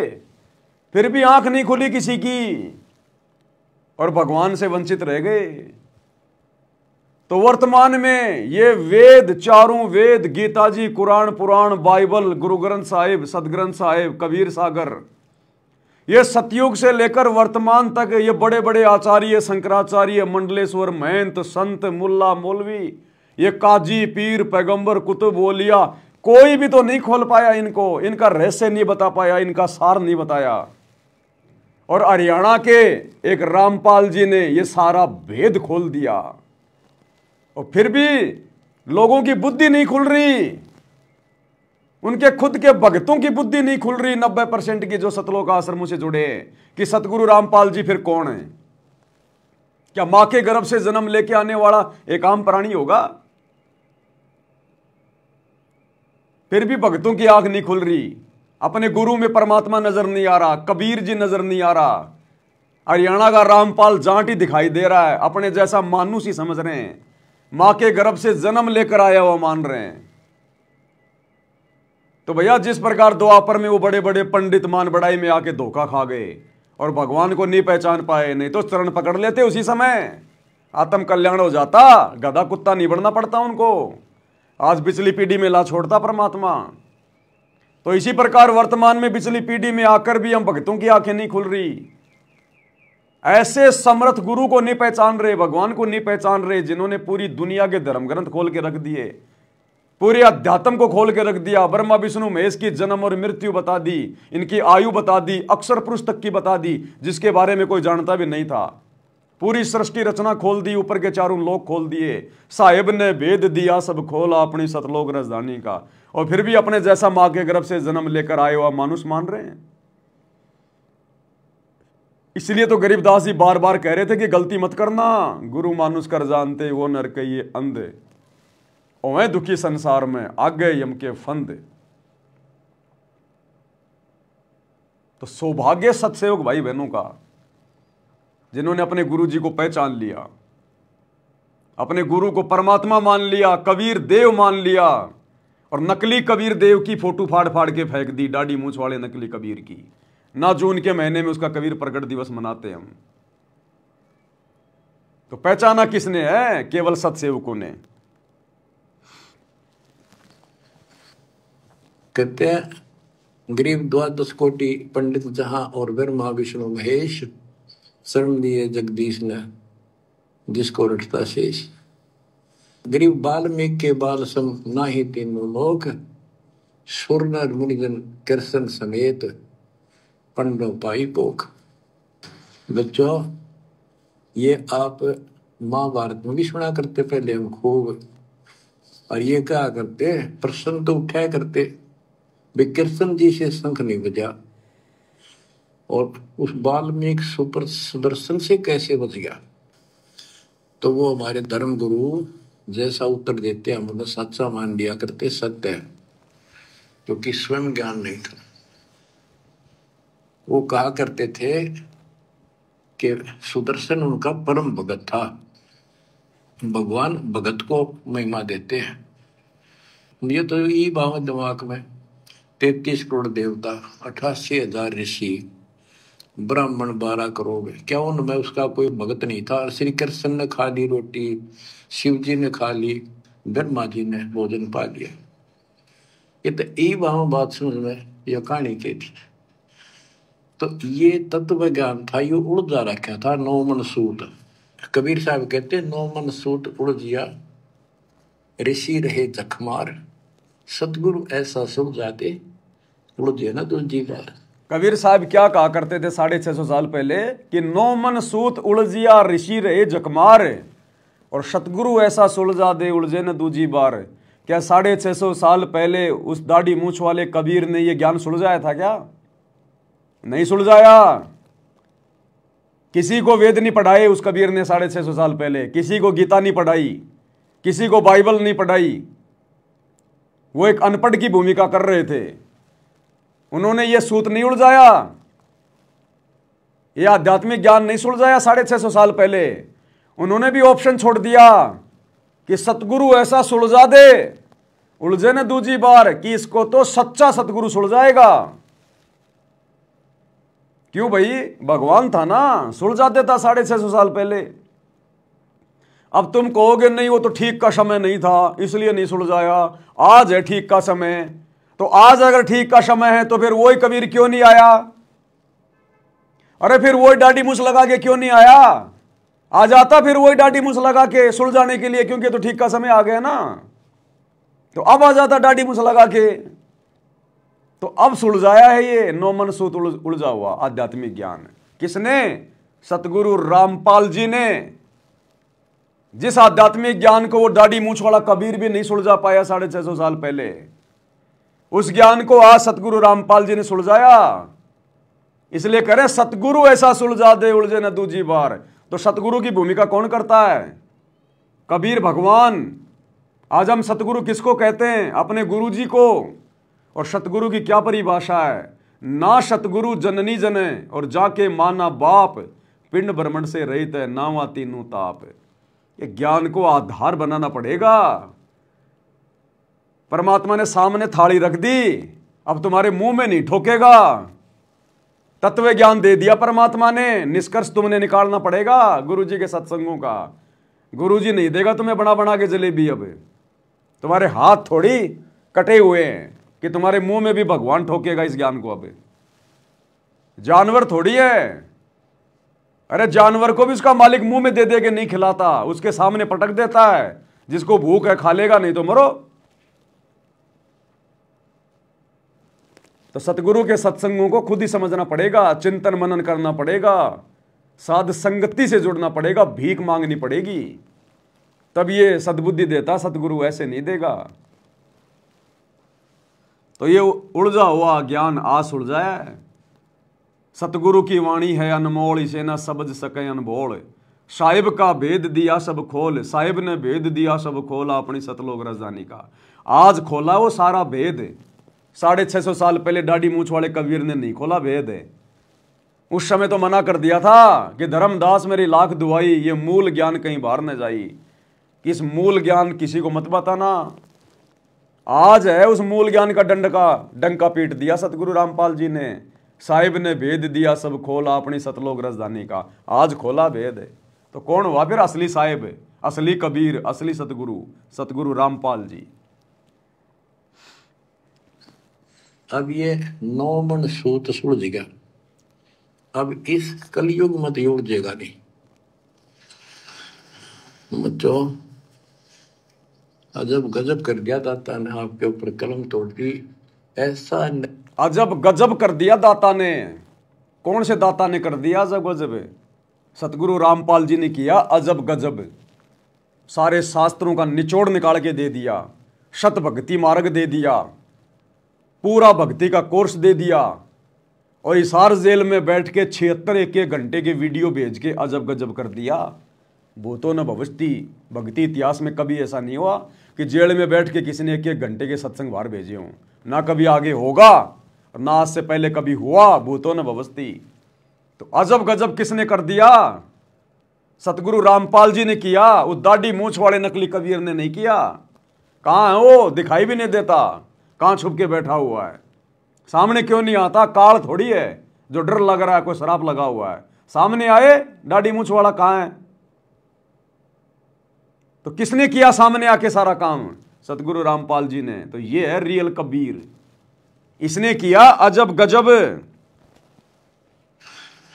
बच्चों अजब गजब कर दिया दाता ने आपके ऊपर कलम तोड़ दी, ऐसा निर्णायक दातन ज्ञान आपको प्राप्त करा दिया। देखो आप शिक्षा ग्रहण करते हो, अच्छी बात है, इंजीनियरिंग कर ली, डॉक्टर बन गए, IAS IPS बन गए, या कोई और टीचर लाइन में चले गए, ये तो सिर्फ एक रोजी रोटी का काम है बस, इससे और कोई ज्यादा लाभ नहीं होने का। ये रोजी रोटी भी सब ना मिलती, पढ़े तो पता नहीं कितने शिक्षा ग्रहण करते हैं बच्चे। यह शिक्षा आपको इसलिए दिलवाई है परमात्मा ने कि आप कल्याण करा लो, नहीं तो परमात्मा के गरीबदास जी ने बताया कोट जन्म तेरा बरमत हो गए, कुछ नहीं हाथ लगा रे, कुकर शुकर कर बाबो रे कौआ हंस बुआरे। शिक्षा केवल इसलिए दी है भगवान ने ताकि हम अपना आत्म कल्याण करवा लें, भगवान को पहचान लें। इन शास्त्रों में देख देख के जिनको दुनिया सत्य मान रही है, वेदों को, गीता जी को, बाइबल को, कुरान को, हम अपनी आंखों से देख लें कि जो लिखा हुआ है गुरु जी वही बता रहे हैं, और बाकी संतों ने क्या उसका रंगा कर रखा है, तो हमारी आत्मा को विश्वास हो जाएगा। अरे ज्ञान तो यही 650 साल पहले दिया करता था भगवान, यही ज्ञान था, यही नाम थे, लेकिन हमारी आत्मा ने स्वीकार नहीं किया कि यह परमात्मा हो सकता है, क्योंकि हम अनपढ़ थे, शास्त्रों में नहीं पढ़ सकते थे, नहीं देखे हमने। आज गुरुजी ने शिक्षा इसीलिए दी है कि तुम अपनी आंखों से देख लो, कहीं तुम्हारे मन में शंका हो जाए हमारे गुरुजी कहीं वैसे ही तो नहीं बता रहे हैं। तुम्हारी आंखों से देख लो, ये वेद तुम्हारे गुरु ने नहीं लिखे, ये गीता तुम्हारे गुरुजी ने नहीं लिखी, आज ये दुनिया भर के शास्त्र कबीर सागर सदग्रंथ साहिब तुम्हारे गुरुजी ने नहीं लिखे। अब तुम्हारा गुरु इनको पढ़ा रहा है कि सत्यता क्या है, देख लो भाई। तो आत्मा स्वीकार कर ले, क्योंकि आत्मा ने सतलोक जाना है, इस मन ने सतलोक नहीं जाना, इस 5 तत्व के शरीर ने सतलोक नहीं जाना। परमात्मा ने तो आत्मा को चार्ज करना है। तो ये आत्मा उस समय स्वीकार करती है जब ये बिल्कुल सारे प्रमाण देख लेती है, आंखों देख लेती है।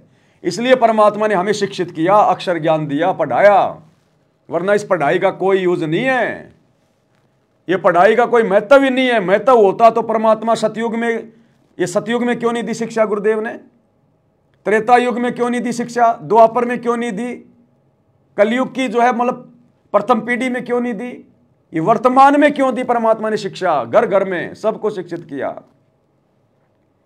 केवल अपनी पहचान करवाने के लिए शास्त्रों को देखकर। इसलिए हम भक्तों ने अपने बच्चों को ज्यादा शिक्षित बनाने की जरूरत नहीं है, ज्यादा हाई फाई उनको कोई पढ़ाई देने की जरूरत नहीं है, उनको कोई कोचिंग कराने की जरूरत नहीं है, उनको इंजीनियर, डॉक्टर, बैरिस्टर बनाने की जरूरत नहीं है, आईआईटी करवाने की जरूरत नहीं हो। बाबा बन के घूम रहे हैं आईआईटी वाले भी। अगर उस आईआईटी में अगर कोई सुख होता, मजा होता, तो वो लेके चिमटा रोडों पे नहीं भग रहा होता आज। शिक्षा केवल परमात्मा ने अपनी पहचान करवाने के लिए। तो वर्तमान में सबको शिक्षित करना जरूरी था परमात्मा ने। आने वाले समय में अगर हमारे बच्चे अगर पढ़ाई भी नहीं पढ़ना चाहते हैं, स्कूल नहीं जाना चाहते हैं, कोई दिक्कत नहीं है, मत पढ़ाइए आप, कोई आवश्यकता नहीं है, क्योंकि उनको भगवान चाहिए कि भगवान कौन है, और वो उसको अपने माता पिता से पता चल गया, क्योंकि उसके माता पिता वही भक्ति कर रहे हैं सतगुरु रामपाल जी की। उनके माता पिता ने आंखों से देख लिया, तो बच्चे वही करेंगे जो माता पिता करेंगे। अरे आप और हमारी हनुमान जी से, श्री राम से, श्री कृष्ण से कोई यारी दोस्ती है क्या? कभी वो हमारे घर पे आए हो, कभी हम उनसे ऊपर जाके कभी मिल के आए हो, फिर भी हमने उनको भगवान मान लिया। क्यों? क्योंकि बचपन से हमारे माता पिता उन्हीं को भगवान बता रहे थे, उन्हीं की पूजा कर रहे थे, उन्हीं के मंदिरों में जा रहे थे, इसलिए हमने भी उनको भगवान मान लिया। तो ठीक इसी प्रकार अगर आप अपने बच्चों को पढ़ाना चाहते हो तो केवल नॉर्मल शिक्षा, अगर आप भगत हैं तो, जगत की बात नहीं कर रहा मैं, सतगुरु रामपाल जी के भगत अगर अपने बच्चों को पढ़ाना भी चाहते हैं, 8वीं 10वीं से ज्यादा मत पढ़ाइए, अन्यथा आपका बच्चा वो बिगड़ेगा, आपके हाथ से निकलेगा।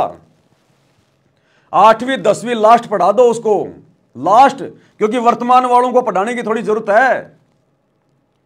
लेकिन हमारे बच्चों के आगे जो बच्चे होंगे वो अगर ना पढ़ना चाहें कोई दिक्कत नहीं है, क्योंकि उस समय पूरी पृथ्वी पर सतगुरु का ज्ञान फैल जाएगा और घर घर में सतगुरु की भक्ति होगी। इसलिए हमने शास्त्रों में देखने की जरूरत नहीं है, फिर घर घर में गुरु जी के सत्संग होंगे, हमारे बाप दादा वही भक्ति करते हुए मिलेंगे, फिर उन बच्चों को दिक्कत नहीं है, फिर उन बच्चों को दिक्कत नहीं है। और फिर भी यदि कोई पढ़ना चाहे तो नॉर्मल पढ़ाओ, ज्यादा नहीं। हमने ये टीवी टावी नहीं बनाने, हमने मोबाइल नहीं बनाने, हमने वैज्ञानिक नहीं बनना, बनवा दिए परमात्मा ने जो बनवाने थे, वो सबके फॉर्मूले सेट हो गए। अब केवल बस वो माल जो है वो मशीन में डालना है, अपने आप वो मोबाइल बन के आता है बाहर। अब दिमाग लगाने की जरूरत नहीं है हमने, परमात्मा ने जिससे दिमाग लगवाना तो उसका दिमाग लगवा के मोबाइल बनवा दिए, एसी बनवा दी, कूलर बनवा दिए, गाड़ियां बनवा दी, हर चीज का फॉर्मूला तैयार करवा दिया। अब तो केवल लेबर का काम है, उस फॉर्मूले के अनुसार वो मशीन में सामान डालो, सारी चीजें निकल के बाहर आएंगी। अब फॉर्मूले की सब फॉर्मूले तैयार हैं। अब हमने वैज्ञानिक नहीं बनाना अपने बच्चों को, साइंटिस्ट नहीं बनाना। जिन चीजों की आवश्यकता थी परमात्मा ने दुनिया को ज्ञान दे के सब बनवा दिया, हमने तो केवल उनका उपयोग करना है, बस, इससे ज्यादा कुछ नहीं। और अपने भगवान की भक्ति करनी है, तो क्या मतलब इस पढ़ाई का? आगे पढ़ाई का महत्व ही नहीं रहेगा आने वाले समय में।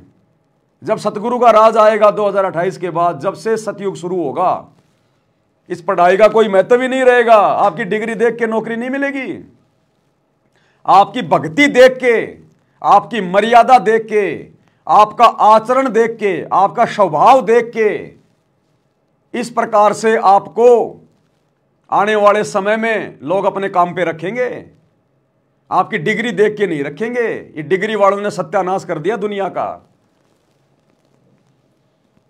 आपके व्यवहार को देख के आगे आपको नौकरी मिलेगी, मजदूरी मिलेगी, डिग्री देख के नहीं मिलेगी। तो वर्तमान में तो पढ़ना थोड़ा जरूरी था, क्योंकि ये भक्ति की शुरुआत है। तो वर्तमान में अपने बच्चों को 10वीं 12वीं से ज्यादा मत पढ़ाइए। अपने बच्चों को भक्ति की तरफ ज्यादा ध्यान दीजिए। अगर वो एक बार डॉक्टर बनने की तरफ उसका ध्यान गया ना, तो भक्ति गई फिर बाढ़ में। एक बार यदि साइंटिस्ट बनने की, इंजीनियर बनने की, कोई और ऐसा बनने की अगर उसके मन में आ गई ना, फिर वो बेटा तुम्हारे हाथ में नहीं आएगा, फिर वो बेटी तुम्हारे हाथ में नहीं आएगी, फिर उसका ध्यान वहीं चला जाएगा, मैंने तो इंजीनियर बनना है। अब इंजीनियर बन के कौन सा वो भाई मंगल ग्रह पे जाएगी, और जा भी आएगी तो पत्थर के टुकड़ों के अलावा क्या लाएगी। तो 8वीं 10वीं से ज्यादा बच्चों को मत पढ़ाइए अगर उनका भविष्य चाहते हैं तो। हाँ, यदि अपना बाप बनाना चाहते हैं कि आगे चल के खुद भी भक्ति ना करे और हमारे को भी भक्ति से दूर करे, बकवाद करे तो भाई उसको बनाओ तुम बैरिस्टर, बनाओ उसको तुम जज बनाओ, वकील बनाओ, फिर उसको लगाओ दिमाग फालतू की बातों में। तो 8वीं 10वीं से ज्यादा नहीं। और आने वाले समय में 20 30 40 50 साल के बाद तो बच्चों को पढ़ाने की भी जरूरत नहीं है, पढ़ाने की भी सिर्फ भक्ति की जरूरत है, वो तो बचपन से भक्ति पे लगेंगे। तो इस प्रकार से ये नित्य नियम तो अपने आप याद हो जाते हैं, अपने आप ही। वो रोजाना पुस्तक लेके नित्य नियम करेगा ना, चाहे स्कूल भी मत भेजो उसको, वो सारे शब्द याद हो जाएंगे।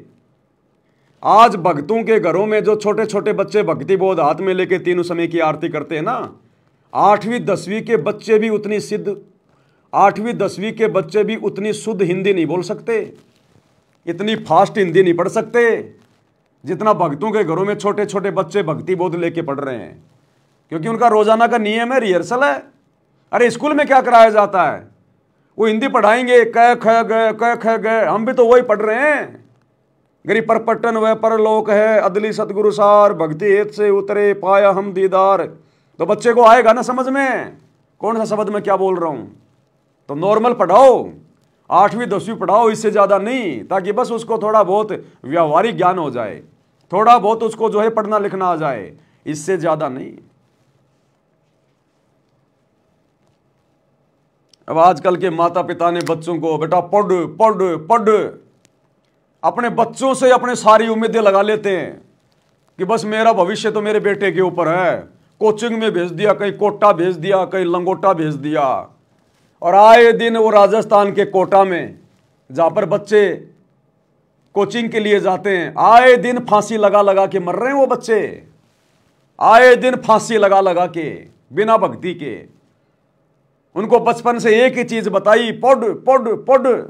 माँ बाप ने भी अपनी जमीन बेच दी, पैसा उधार ले लिया, ले पढ़ पढ़, तेरे पीछे हमारा भविष्य है। अब वो बच्चे के सिर पे 2.5 किलो बोझ रखा है कि मैं फेल हो गया, नौकरी नहीं लगा, मेरे माँ बाप का क्या होगा, जमीन बेच दी, ये कर दिया, इतना पैसा लगा दिया। वो फांसी खा खा के मर रहे कोचिंग में, कोटा में पढ़ने वाले बच्चे, क्योंकि भक्ति के ना उनके माँ बाप नजदीक, ना वो बच्चे नजदीक, ना उनको ज्ञान, उसे नौकरी को ही सब कुछ मान लिया। अरे तुमने पढ़ा लिया लिखा लिया, तेरा बेटा नौकरी भी लग गया और 2 महीने बाद में एक्सीडेंट में मर गया, अब क्या नौकरी बचा लेगी क्या? वो नौकरी उसके एक्सीडेंट को बचा लेगी क्या? बीमारी से मरना हो वो नौकरी बचा लेगी उसको? भगवान बचाएगा, भक्ति बचाएगी। तो ये शिक्षा तो एक बकवाद है, बकवाद। शिक्षा ने केवल इंसान को रिश्वतखोर बना दिया, भ्रष्टाचारी बना दिया, चतुर बना दिया, धोखेबाज बना दिया, मिलावटखोर बना दिया शिक्षा ने इंसान को। हमारे बाप दादा शिक्षित थे क्या? BA कर रखी थी क्या? अनपढ़। और आज जो बहुत ज्यादा जो पढ़े लिखे हैं, लाखों रुपए महीने का कमा रहे हैं, वो भी इतनी शांति से जीवन नहीं जी रहे जितना हमारे अनपढ़ बाप दादा जीवन जी के चले गए। जितनी खुशहाली, जितनी शांति उनके जीवन में थी, आज यहां के प्रधानमंत्री के जीवन में भी नहीं है। तो शिक्षा तो केवल भगाती है, इधर उधर गधा बना के रखती है, गधा उल्टे काम करवाती है, कर्म फुड़वाएगी। तो शिक्षा का भी थोड़ा बहुत यदि कोई फायदा उठा रहा है तो भगत उठा रहा है, भगवान को पहचान के, शास्त्रों को देखकर। ये शिक्षा परमात्मा ने ये BA MA इंजीनियर डॉक्टरी फॉक्टरी, ये मोटी मोटी पुस्तकें नहीं पढ़ने के लिए बनवाई। ये शिक्षा परमात्मा ने सदग्रंथों को पढ़ने के लिए बनवाई थी। सदग्रंथ हो गए बाढ़ में, दुनिया तो इतनी मोटी मोटी कोचिंग की किताब लाएगी, सारा रात वो बच्चे लगे रहेंगे पन्ने पलट पलट के, सामान्य ज्ञान, फलाना देश का राष्ट्रपति कौन है, फलाने का प्रधानमंत्री कौन, सबसे बड़ा गधा कौन, सबसे बड़ी चिड़िया कौन, उस देश का राष्ट्रीय पक्षी कौन। क्या काम आएंगे तेरे ये? फलाना देश का राष्ट्रीय पक्षी कौन है, राष्ट्रीय पशु कौन है, दुनिया में सबसे लंबा आदमी कौन है, तेरे घर में क्या वो बाजरा बोने आएगा? तो ये फालतू के सामान्य ज्ञान, फालतू का उल्टा ज्ञान दुनिया भर का। कर्क रेखा की लंबाई कितनी है, मकर रेखा की लंबाई कितनी है, क्या करेगा? कपड़े सुखाएगा उसके ऊपर, क्या काम आई तेरे वो कर्क रेखा, वो मकर रेखा? दुनिया भर का ज्ञान उल्टा, केवल 2 टाइम की रोजी रोटी के लिए। और दुनिया में पूछ लो किसी से कि भाई नेकी कौन थी, नेकी कौन थी, सेव कौन था, किसी को नहीं पता। और ये पता लगे बिना मोक्ष नहीं होगा। और ये पता करने के लिए आपने सतगुरु रामपाल जी से जुड़ना पड़ेगा, भक्ति लेनी पड़ेगी। इस भक्ति से मोक्ष होगा। इस मनुष्य जीवन को प्राप्त करने का टारगेट केवल डॉक्टर बनना नहीं है, पैसे कमाना नहीं है, इंजीनियर बनना नहीं है, मंत्री प्रधानमंत्री बनना नहीं है, बड़ी बड़ी कोठी बनाना नहीं है। मरने के बाद में उस कोठी के नीचे तेरे को कोई छाया में नहीं बैठने देगा जब तू कुत्ता बन के आएगा वापस। वो पढ़ाई कोई काम नहीं आएगी फिर, जो तुमने अपने जीवन के 20 साल तुमने बर्बाद कर दिए इंजीनियर बनने में। मरने के बाद में वो पढ़ाई फिर भूल जाएगा सारी, फिर नए तरीके से पढ़ना पड़ेगा जब कभी तेरा मनुष्य जन्म होगा। कह ख गए क्यों, कहाँ गई हो तेरी पढ़ाई? और अब पिछले जन्म में तू तो जज था, तूने तो बहुत तूने वो जो है पढ़ाई करी थी। अब मरने के बाद अगले जन्म में कुत्ता बनेगा, फिर गधा बनेगा। कहाँ गई हो पढ़ाई? एक अक्षर भी याद नहीं तेरे को आज। तो ये धोखा है, धोखा। ये शिक्षा भी एक धोखा है। अगर शिक्षा का अगर सदुपयोग करना है तो सतगुरु के प्रवचन सुनो, सतगुरु की शरण में आओ, आध्यात्मिक ज्ञान लो, अपनी आत्मा का कल्याण करो, गुरु की पहचान करो, तब शिक्षा का फायदा है। नहीं तो शिक्षा नहीं है, ये शिक्षा तेरे को गधा बना के छोड़ेगी, तेरे कर्म फुड़वा के अगले जन्म में। तो भगत होकर यदि कोई अपने बच्चों को नौकरी के लिए पढ़ा रहा है, यदि नौकरी के लिए उसके ऊपर पैसे बर्बाद कर रहा है, वो भगत नहीं है। वो मतलब वैसे तो भक्ति कर रहा है लेकिन उसको ज्ञान नहीं है अभी, वो अभी उसको ज्ञान नहीं है, फिर खाली नाम का भगत है।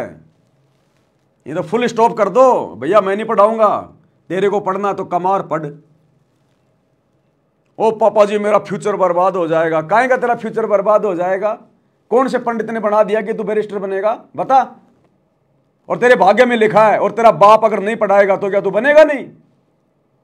जिन बच्चों के माता पिता मर जाते हैं उनको जन्म देते ही, वो बच्चे आज वकील बन के बैठे हैं, जज बन के बैठे हैं, वो माँ बाप ने बनाया क्या? तो तेरे भाग्य में होगा तो बन जाएगा। बाकी मैं तो नहीं पढ़ाने वाला भाई। 8वीं 10वीं पढ़ा दी, कोई काम धंधा करना तो कर, नहीं तो खेत में काम कर, अपनी भक्ति कर, इससे ज्यादा नहीं। और तेरे भाग्य में तो फिर पढ़ जा, बढ़ जा, फिर मेरे से हाथ जोड़। मैं तो 2 पैसे कमाता हूं, अपने भगवान की भक्ति में लगाऊंगा, अपने दान धर्म में लगाऊंगा। तेरी फालतू में शिक्षा में लगा कि मुझे क्या मिलेगा? क्या देगी तेरी शिक्षा मुझे? तो बच्चों को भैया भक्ति पे लगाओ, भक्ति वाली शिक्षा दो ना। स्कूल में भेजते हैं, 8 घंटे स्कूल में पढ़ते हैं, 2-4 घंटे वो घर पे लगे रहते हैं, और अब 1 घंटे अपने बच्चों से माला भी नहीं करवाते। 1 घंटा बैठा के अपने बच्चों को माला भी नहीं करवा रहे, और स्कूल में 8-8 घंटे पढ़ा रहे हैं। तो भैया भक्ति को महत्व देना पड़ेगा, भक्ति से बात बनेगी। ये शिक्षा विक्षा कुछ नहीं है। और काहे की शिक्षा? करोड़ों बच्चे डिग्रियां ले लेके निकल रहे हैं आज, करोड़ों बच्चे। नौकरी मिलती कितने को है? 2% को, मुश्किल से 2% को हाथा जोड़ के।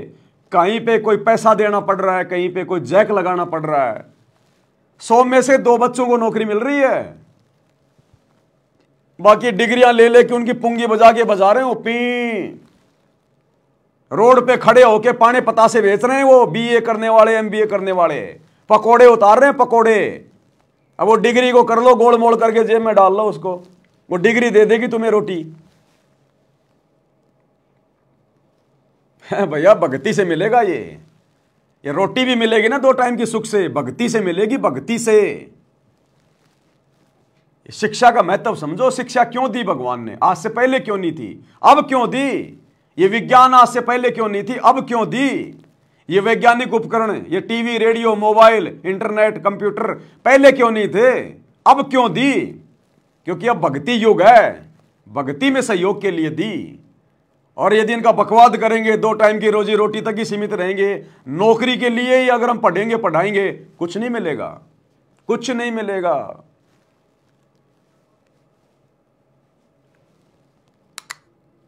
गरीबदास जी ने बताया, कोट जन्म तेरा बरमत हो गए, कुछ नहीं हाथ लगा रे, कुकर शुकर कर बाबो रे, कौआ हंस बुआरे। कोटि जन्म तू राजा की ना मिटी न मन की आशा, भिक्षुक होकर दर दर घूमा मिला ना निर्गुण रसा। इंद्र कुबेर ईश की पदवी, ब्रह्मा वर्ण धर्म राया, विष्णुनाथ के पुर तू जाकर तू फेर पूछा। अब ठीक है, तुम ईसन फाइनल माल बैठे, बहुत अच्छा पढ़ गया बेटा बेटी, बहुत बढ़िया नौकरी लगी, वाह वाह वाह। अरे के इंद्र कुबेर ईश की पदवी ब्रह्मा वर्ण दुमराए, विश्वनाथ के पुरतों जाकर फिर भी वापस आए। आज तो छोटी मोटी कोई नौकरी लग गया, कोई चपड़ासी लग गया, कोई प्रिंसिपल लग गया, कोई डॉक्टर बन गया। अरे गुरुजी कह रहे नालायको, तुम तो ब्रह्मा विष्णु महेश तक बन चुके हो। अब ये छोटी मोटी ये नौकरियां प्राप्त करके अपने आप को तुम धन्य मान रहे हो। मेरा बेटा नौकरी लग गया, फूला नहीं समारा, मिठाइयां बांट रहा है। और वो गधा कितनी बार बन लिया वो बेटा बेटी, वो गधी कितनी बार बन ली वो बेटा बेटी, वो याद नहीं है। और कोटि जन्म तू राजा की ना मिटी न मन की आशा, करोड़ों बार राजा बन लिए। अरे आज तो नौकरी कर रहे हो, करोड़ों जन्म तुम राजा के प्राप्त कर चुके हो, ब्रह्मा विष्णु महेश के तुम जन्म प्राप्त कर चुके हो। अब बिना ज्ञान के कुछ याद नहीं है, कुछ पता नहीं है। आज कोई चपड़ासी लग जाए तो पता नहीं सीना फुला लेता है, मैं तो चपड़ासी लग गया है, मांझने तो कफ ही है बेटा, है बन जाए तू कुछ भी। नौकरी नौकरी है, नौकरी यानी गुलामी। नौकरी नौकरी है, दूसरे के अधीन रहना वो गुलामी है। गरीब तीन लोग का राज, जय जीव को कोई दे, लाख बधाई क्या करे जब नहीं नाम देते। एक छोटी सी पोस्ट या पद या मंत्री, मुख्यमंत्री, प्रधानमंत्री बन गया, छड़ दे गल्ला कुछ ना दे रहा इन बातों में। एक गुरुजी कह रहे हैं अगर प्रधानमंत्री भी बन गया, तू देश का राष्ट्रपति भी बन गया, तो भी छोड़ दे गल्ला, कुछ नहीं है। अगले जन्म में गधापति बना मिलेगा बिना भक्ति के। एक हरि की भक्ति बिन राजा गधा होए, माटी लदे कुम्हार की घास न डाल कोई। अब बताओ फिर वो डॉक्टर इंजीनियर फलाना देखना, इनकी तो औकात क्या है। जब मरने के बाद में भक्ति ना करने वाला राजा भी गधा बनता है, तो छोटी मोटी नौकरियां करके तुम क्या सीना फुला रहे हो। तो ज्ञान की कमी है भाई। मंत्री, मुख्यमंत्री, प्रधानमंत्री बन गया, छड़ दे गल्ला कुछ ना दे रहा इन बातों में। एक कोडी का जीव नहीं जिसके पास सच्ची भक्ति नहीं। आपके ऊपर जो मालिक ने कृपा कर दी, पुण्यात्मा हो, आप सामान्य आत्मा नहीं हो। 27 साल हो गए यही आवाज, यही परमात्मा की महिमा गुणगान करते करते। परमात्मा का कुत्ता हूं मैं, उसका निर्देश है, आदेश है, इसलिए आप धनियों को जगा रहा हूं, भौंक रहा हूं। और कुत्ता जब भौंकता है तो मालिक ने समझ लेना चाहिए कोई आपत्ति है, उठ के जागना चाहिए, इधर उधर देखना चाहिए, अपना धन संभालना चाहिए। आंखें खोल लो, कुर्बान हो जाओ। ये बार बार दास जो कह रहा है, कोई मूर्ख नहीं, मैंने कोई स्वार्थ नहीं आपसे, लेकिन आपका भविष्य, आपकी दुर्गति खड़ी दिखाई देती है दास को। आप दुर्गति खड़ी दिखाई दे रही है आश्रम वालों की। सत्संग किसके लिए कर रहे हैं? अपने भक्तों के लिए। तो गुरुजी कह रहे हैं मुझे तुम्हारी दुर्गति खड़ी दिखाई दे रही है। जो कुकर्म तुम कर रहे हो आज मेरी गैर हाजिरी में, ये राजनीति करके, स्टेडियम बना के, आश्रम पे आश्रम खोल के, धंधा खोल के तुमने ड्रामेबाजी शुरू कर दी। नाम लेते हो तुम कबीर जी का कि कबीर जी 120 साल झोपड़ी में रह गए, और तुमने उसी कबीर के नाम पे ये करोड़ों के आश्रम खोल खोल के बकवादी शुरू कर दी। उस कबीर के नाम पे आश्रम खोल दिया, करोड़ों का ड्रामेबाजी कर रहे हो, और कबीर का झोपड़ा बना दिया साइड में, और लिख दिया कबीर जी शिक्षा दे रहे हैं सूत काट के कि हमने एक सामान्य जीवन जीना चाहिए। वो 300 करोड़ का धनाना आश्रम क्यों खोल दिया भाई?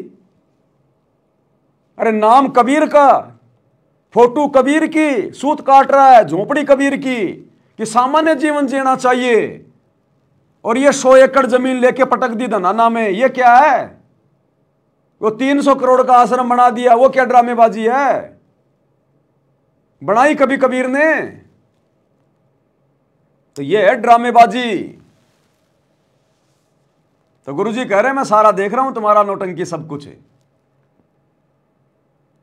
गुरुदेव कह रहे हैं तुम्हारी दुर्गति मुझे दिखाई दे रही है, तुम्हारा भविष्य जो तुम ये बकवादे कर रहे हो, गंदी राजनीति, स्टेडियम, आरक्षणबाजी, आश्रमों में ड्रामेबाजी, भक्ति तुम करते नहीं, सत्संग तुम सुनते नहीं, दुनियादारी निभा रहे हो, यारी दोस्ती निभा रहे हो, बकवादे कर रहे हो, मर्यादा सबने तोड़ रखी है। तो गुरुजी कह रहे हैं मुझे सब दिखाई दे रहा है तुम्हारा। तुम्हारी दुर्गति खड़ी दिखाई दे रही है। मैंने कोई स्वार्थ नहीं आपसे, लेकिन आपका भविष्य, आपकी दुर्गति खड़ी दिखाई देती है। दस को आपकी ऐसी बिरान माटी असंग बार होली, कुत्ते कदे सूर बनकर धक्के खाए आपने। अब भी डर नहीं लगता। अब तो ये नशा उतर जाना चाहिए आप लोगों का। क्या ये मैं भी बोलने जाऊं तुम सुने जाओ, या भेड़ वाले बीन मत बनाइयो इसने। क्या कह रहे हैं गुरुदेव? किसको कह रहे हैं? अपने भक्तों को कह रहे हैं कि मैं बोले जाऊं, यानी मैं जेल से बैठ बैठ के सत्संग बोले जाऊं और तुम सुनते चले जाना, अनुसरण कोई इसके ऊपर जो है करना मत। तो कहते हैं भेड़ वाली बीन मत बनाओ इसको। जो कह रहा हूं ना उस पर अमल कर लो, ये बकवादें छोड़ दो जो तुम कर रहे हो। ये असंग बार होली, कुत्ते कदे सूर बनकर धक्के खाए आपने। अब भी डर नहीं लगता। अब तो ये नशा उतर जाना चाहिए आप लोगों का। क्या ये मैं भी बोलने जाऊं तुम सुने जाओ, या भेड़ वाले बीन मत बनाइयो इसने।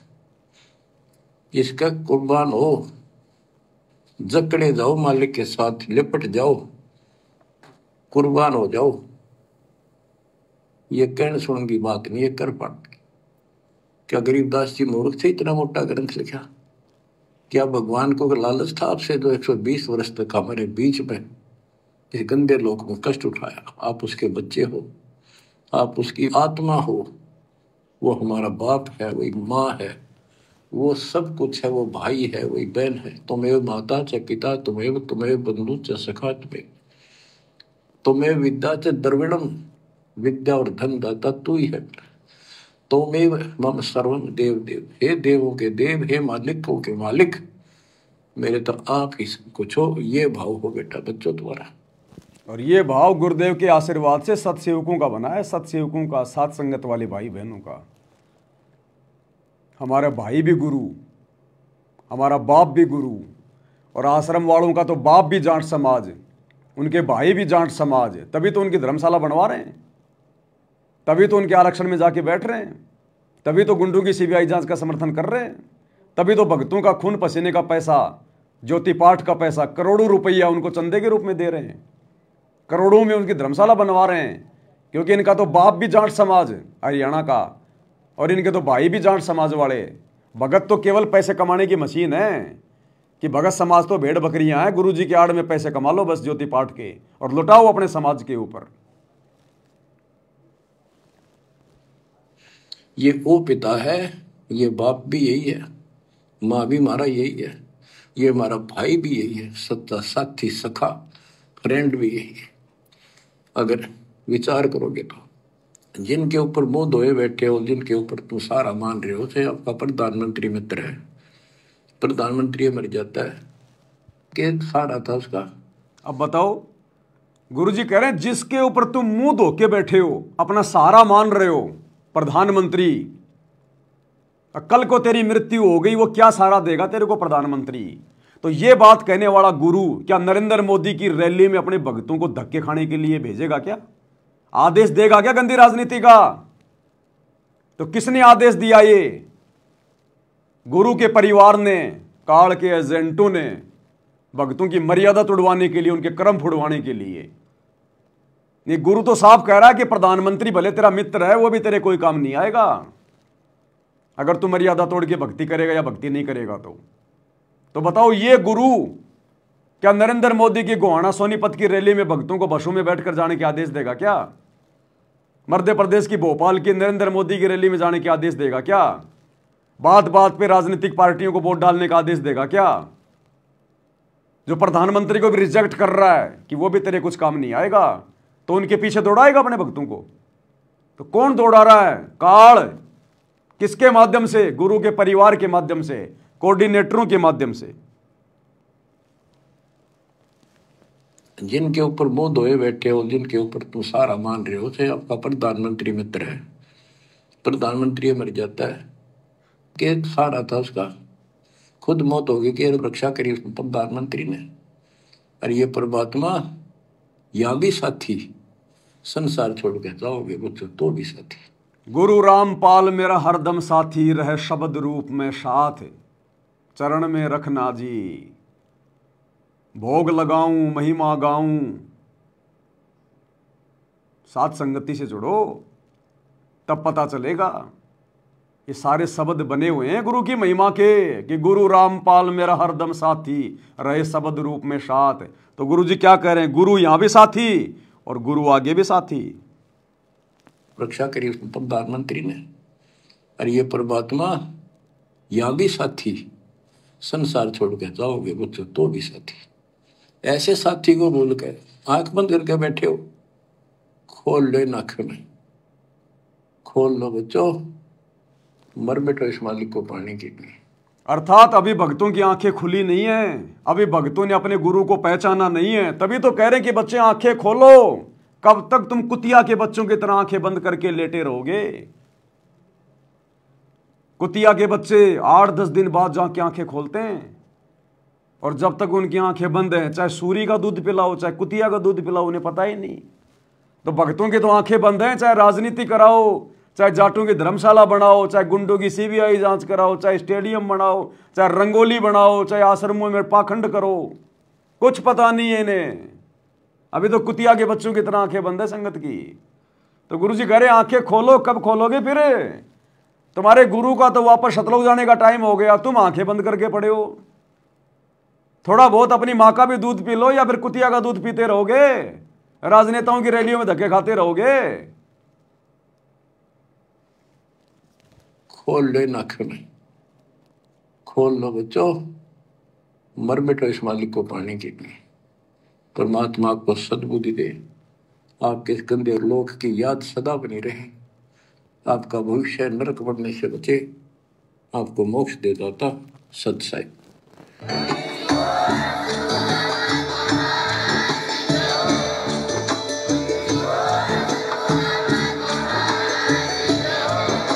भाई जो गुरु बचन पे डट के, कट गे फंद 84 के, कट गे फंद 84 के।